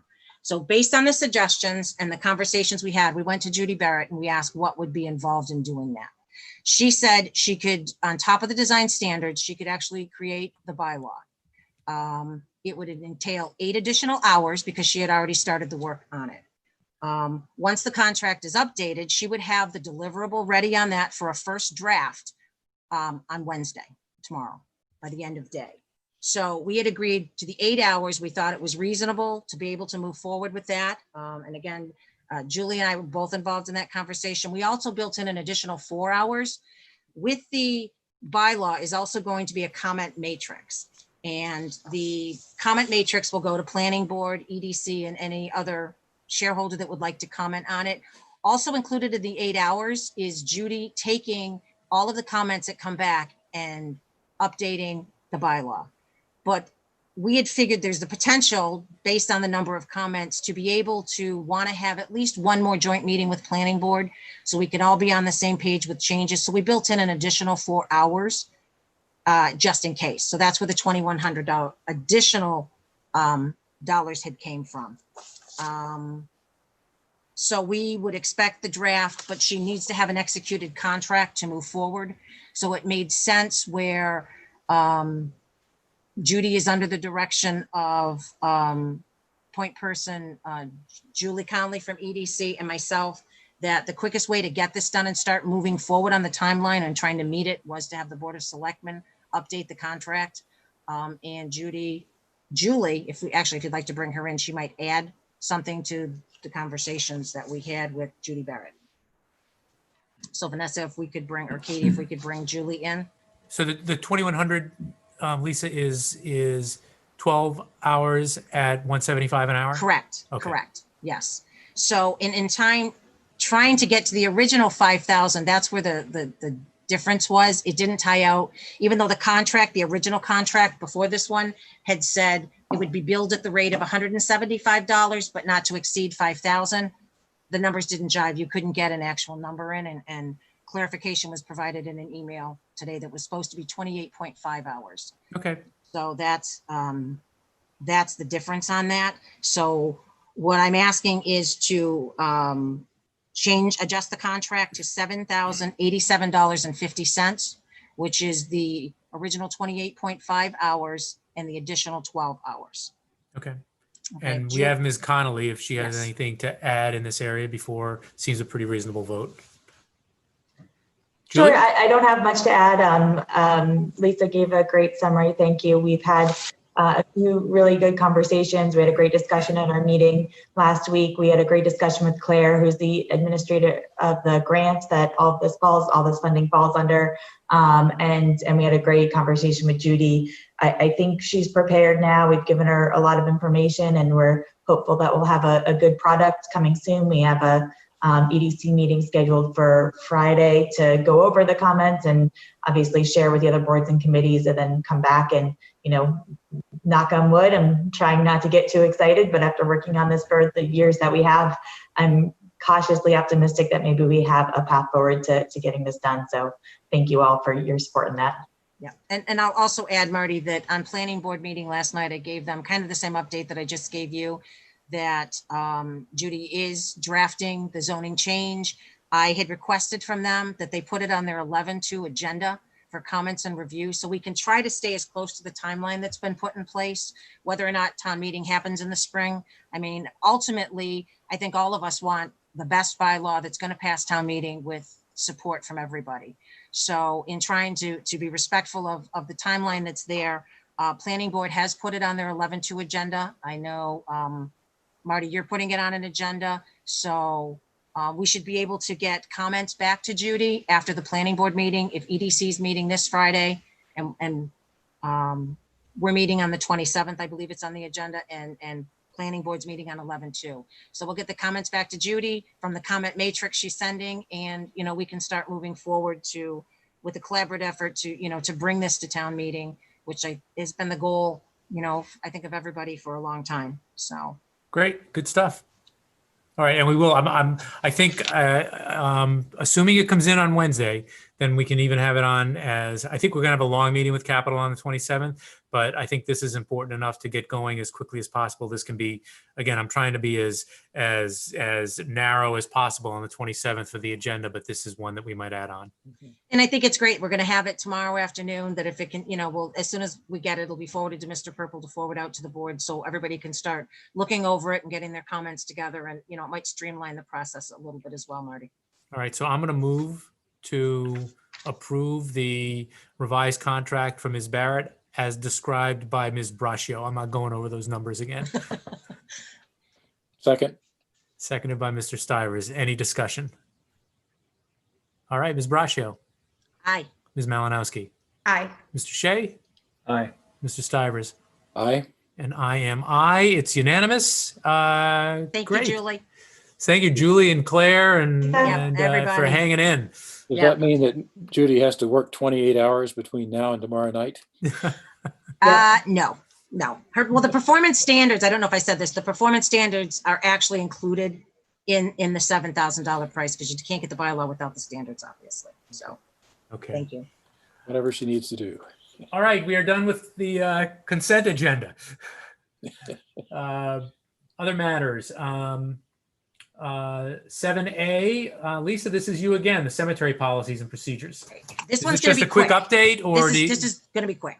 Okay. So, as some of you know, there was a concern with some of the headstones, older headstones in the cemetery have fallen and broken, and they're just kind of laying on the ground. So we've been talking with Mark and Karen Galligan well over a year on this discussion. We've come up with some different plans. We met again the other day, and I think we've come up with a plan that works. I just wanted to share it with the board and see if the board is agreeable to this path. That it would be, Eagle Scouts are always looking for a great project, and this would be a great one to be able to have an Eagle Scout catalog that go through and catalog the headstones in the cemetery. They could catalog whether some are broken, some are cracked, some are tilting or tipping. And some of the older headstones where there may or may not be family left in town, the three that are on the ground are both from the 1800s. It would be a great opportunity to start a conversation with Historical Commission, because this is right up their wheelhouse. Kate Matson was, very involved in getting it done for the cemetery next to Pilgrim Church. So I think that would be the next step, is I'd like to take it to them to see if they could get involved and potentially do an article for CPC to, be able to find a path, to whether fix or find a way to restore to some level. And that just seemed to be the easiest path forward. It makes a lot of sense. Question? Yes, Sam. Yeah, Sam, go ahead. Is our cemetery in there is a national register of graves that people go through graveyards and enter data in terms of who's buried there on the headstone information and so forth. It is actually pretty interesting for genealogists to track. Are we part of that? Do you know? I don't know. This might be an opportunity, if we're doing that, if somebody's Yeah. going to go through to catalog, to actually collect the data. Yeah. And get them into that registry so people can do more extensive genealogical research. So, Okay. Yeah, no, I'm amazed when I wander through some of those, the old cemetery on top of the hill, and even in the main cemetery at the age of some of the headstones. It is, you're right. This is in historical's wheelhouse. So Yeah, good so ideas across the board. I'd be happy to, to ask to be on the agenda to have the conversation. I just wanted to make sure it was the path that, the board, it seems to be the path of least resistance this way. I think it makes a lot of sense, Lisa. Okay, great. I'll move forward with that. Catherine, we're getting to you. I see Catherine McKee. I hope you got the World Series game or something interesting on another station while you're waiting for us to get to your letter. But anyway, thanks for hanging in. All right, this is you again, Lisa. Yes, this one will be quick as well, I think. Okay. So, we've talked a lot. Well, I've talked a lot about the CARES Act and the mortgage relief. We had a great meeting today. The emergency fund has met. That's who coordinates the application process through other towns. So our emergency fund has met. They have a few questions. They've looked it over. They think it's something that's doable. So we met at the townhouse today with Carla, who's going to be managing the reimbursement for the CARES Act through the town, Mr. Purple, Mr. Ballantyne and Ms. Malinowski participated in that discussion as well. We have agreed on an application, which will be coming forth to the board.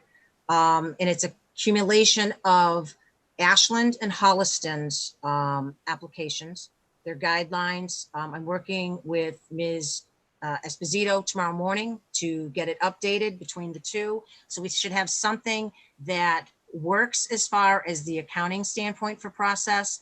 Having a conversation with Sarah Cassell tomorrow, and then we're going to do a call with the emergency fund before the end of the week to actually talk the process from their side is when they receive the application and the requirements. So we're moving ahead with this. I'm fingers crossed, hoping to have something. I know the agenda, Marty, is kind of full on the 27th, but I think if we can get something together and get it done and get a packet to the board that they can look it over, and the process will be spelled out a little better. We're hoping to use a date of November 1st through December 1st for the application process. And initially we're looking at putting $25,000 in. To that, the funding source, if CARES falls through, and would potentially, a suggestion would be the Affordable Housing Trust Fund, because it falls within the guidelines of that. There is funds to cover it if need be, but through the CARES Act, they actually have a program set up for this. So as long as we dot our I's and cross our T's, reimbursement shouldn't be an issue for this. And other towns are doing it. Some towns are actually matching with their CPC funds. So we're not. We're just looking to start out. And again, if we can help one family in town that may be in need at this point, and through this program as well, I think I said this before, and I'll end with this, is that through the application process, if you are receiving some form of government assistance at this point, you don't qualify. So it kind of lowers the number of applications we're probably going to get. Interesting. So I don't know, Chelsea, if there's anything that I may, or Mr. Purple, that I may miss from our conversation today. The only thing I would add is I did watch the Youth Commission meeting last week, and Sarah did give them an update on that they were looking into this, and they were on board with pursuing it and seemed to think it was something that would be worthwhile to make available for the residents. Perfect. And the only last thing I'll add is, and I know I said that once already, but there is opportunity for people that are getting some form of government assistance. There's the REF program that Governor Baker just approved. There's $171 million. So there's assistance all around, but this is a specific program through CARES, and the funds dry up on 12/30. So anything we could do to expedite. And again, the other towns have done the legwork. We're just kind of, they've got all the processes in place. We can mirror it, and hopefully we can help somebody. So that's it for me. Should we apply for more than 25,000? We set the amount, Sam, through CARES, but we were trying to be mindful of the fact that if something does fall through with CARES, we don't want it to be unmanageable, to be, there's to take it out of the Affordable Housing Trust Fund. There's only a $70,000 balance in there right now. So I mean, it can certainly be readdressed if we find there's a greater need. We can come back and But could we apply for more than the 25? And if we don't get anything, then we can take a certain amount out of affordable housing. We could take 10,000, 25 or whatever. Or do we have to set the total amount now? So go ahead. I'm sorry, Lisa. I'm just trying, to try to help. I think we can. We did have that conversation a little bit today.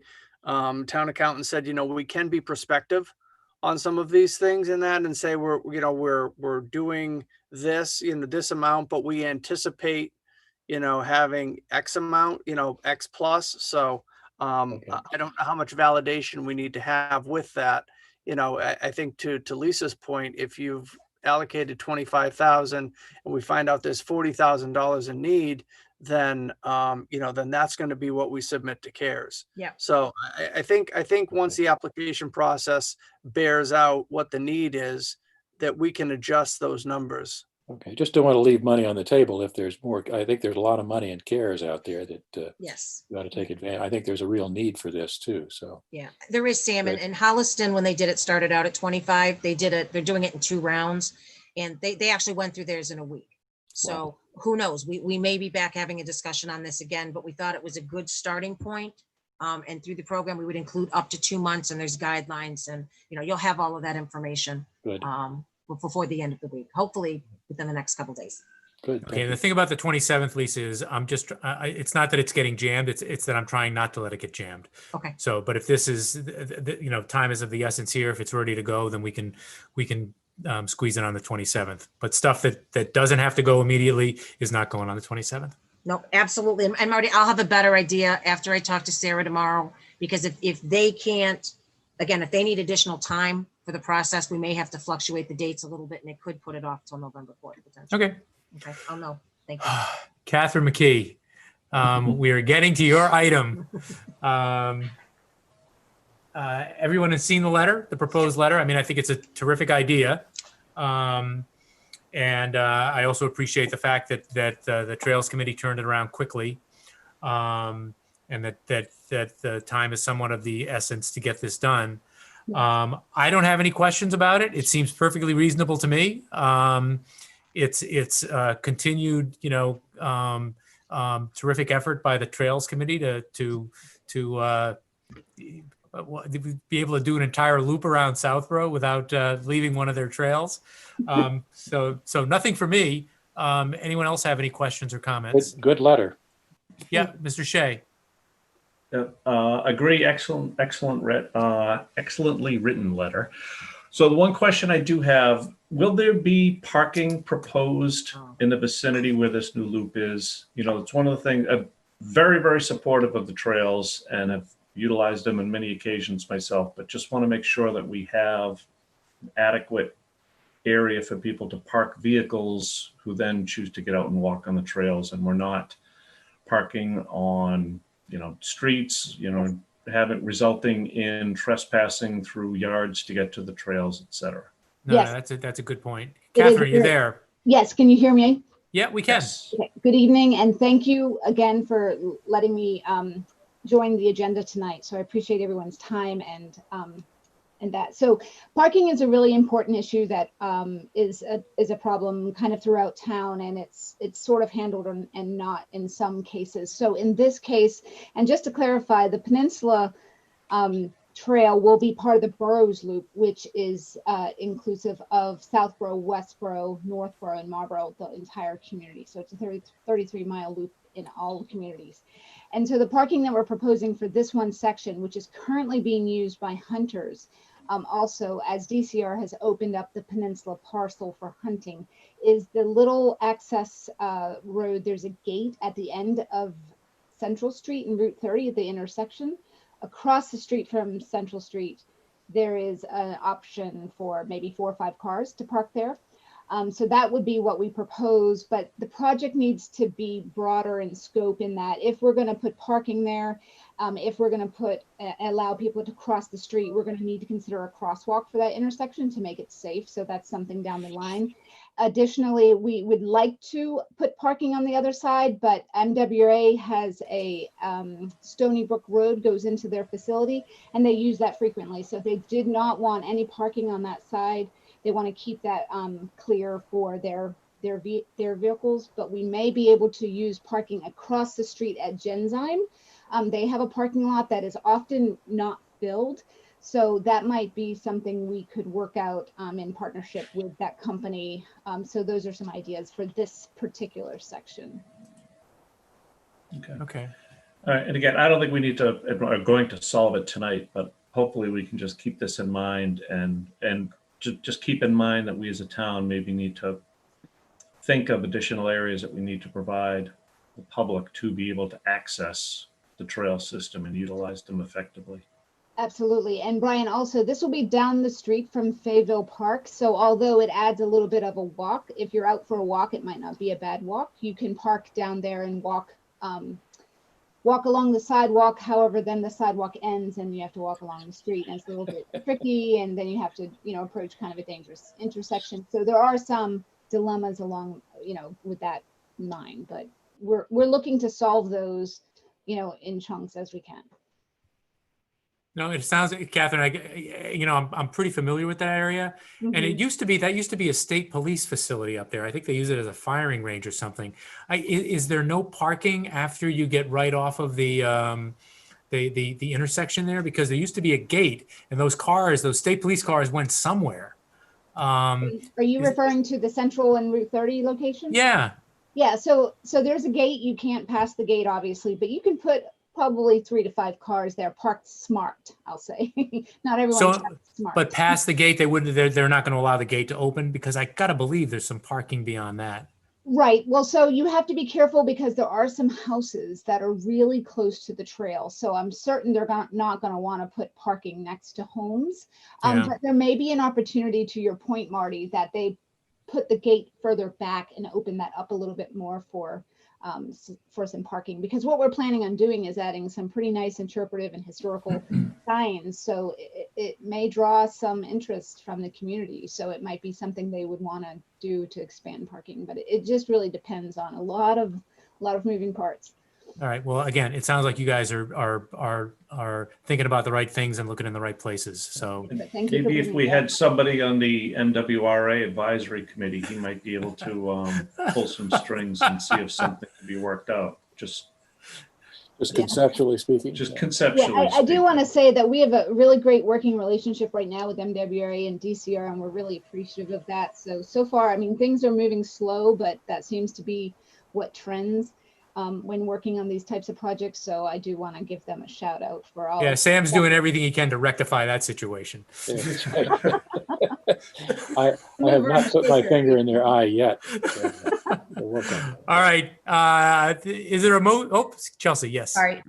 So I actually talked to Catherine last night because there was a section in attachment B that I thought may require me to recuse myself from this vote. And so are we voting on the letter only or also on the MOA? The MOA was just for information, was it not, Catherine? No, I think that the letter has 2 requests. One is that we're asking DCR to consider extending the existing MOA, which expires in April of 2021.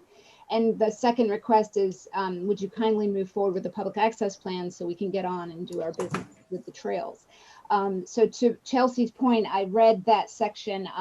So it's referring to parking on White Bagley, and it says permission will require a separate agreement. So what we would do is the extension of the agreement needs to be in writing, and we would just request that this entire bullet point be removed, because as we understand it, there's no parking because of a town bylaw from Route 9 to Route 30 on White Bagley. So it takes that it's no need to have that bullet point if we can't have parking on White Bagley. Okay, so it sounded like something just got revised or edited that we had received. So Chelsea brought up the concern that in attachment B of the memorandum, it states that we would explore parking on White Bagley as the Trails Committee, part of And our. what you're saying is you're proposing to just take that out. Yes, exactly. So when we amend the agreement, which we have to do in April of 2021 or by that time, we as the Trails Committee would just suggest that we remove that in any new written agreement that we have, because it's not possible. But we can't remove it now because it's an agreement. This is, it's just that attachment B was, we would like these things to happen during the time you have this active agreement. So with that in there, Chelsea, you feel like you should recuse? Yes, because I'm in a butter. Okay, fair enough. All right, I move to approve the letter proposed by the Trails Committee. Second. Seconded by Mr. Stivers. Discussion, none. Ms. Braccio. Aye. Ms. Malinowski is recused. Mr. Shea. Aye. Mr. Stivers. Aye. And Mr. Healy is aye. Hey, Marty. Good luck, Catherine.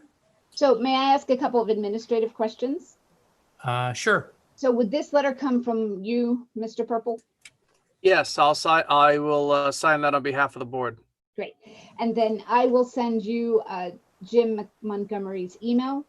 And can we CC Jamie Carr also? He's the regional director of the Sudbury and Wachusett watershed region, and he's our direct contact at this point. And may I also ask that you copy me as the Trails Committee chair on that? You send me all the instructions and emails and I'll do what you need me to do. Thank you so much. I really appreciate everyone's support here. Hey, Marty? Wait a minute. Catherine, are you all set? Oh yeah, one more thing, Mark. There was an extra space, as you'll probably notice if you look in the paragraphs. Just if you could fix that, you know, for your own sanity. All right. Is Mr. Shivers, is your comment from Ms.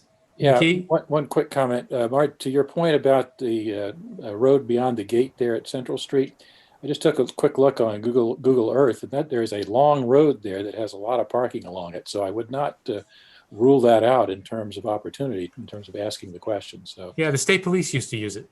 yeah, So goes back, looks like a burial ground back there. No, Wow. it's actually an access shaft to. I want to be respectful of the abutters. You know, we have to keep them friendly. Okay. Right. All right, Catherine. Thanks, everyone. Thanks for hanging in. Have a great night. All right. Good night. You know, Ms. Jasinski is lurking out there. I'm wondering if she's just fascinated by our discussion or if she's got some public comment coming up. I think she went to sleep 3 hours ago. Or she's got some new artwork for me. All right. Final item before adjournment is second round of public comment. And I do not see anyone's hand up. Dorianne, thank you for taking the good-natured ribbing. And don't swear at me next time you see me. All right. Is there a motion to adjourn? So move. Second. Discussion none. Ms. Braccio. Aye. Ms. Malinowski. Hi. Mr. Shea. Aye. Mr. Stivers. Aye. Why did you delay, Ms. Malinowski? You're having too much fun? More member report. Mr. Healy is aye.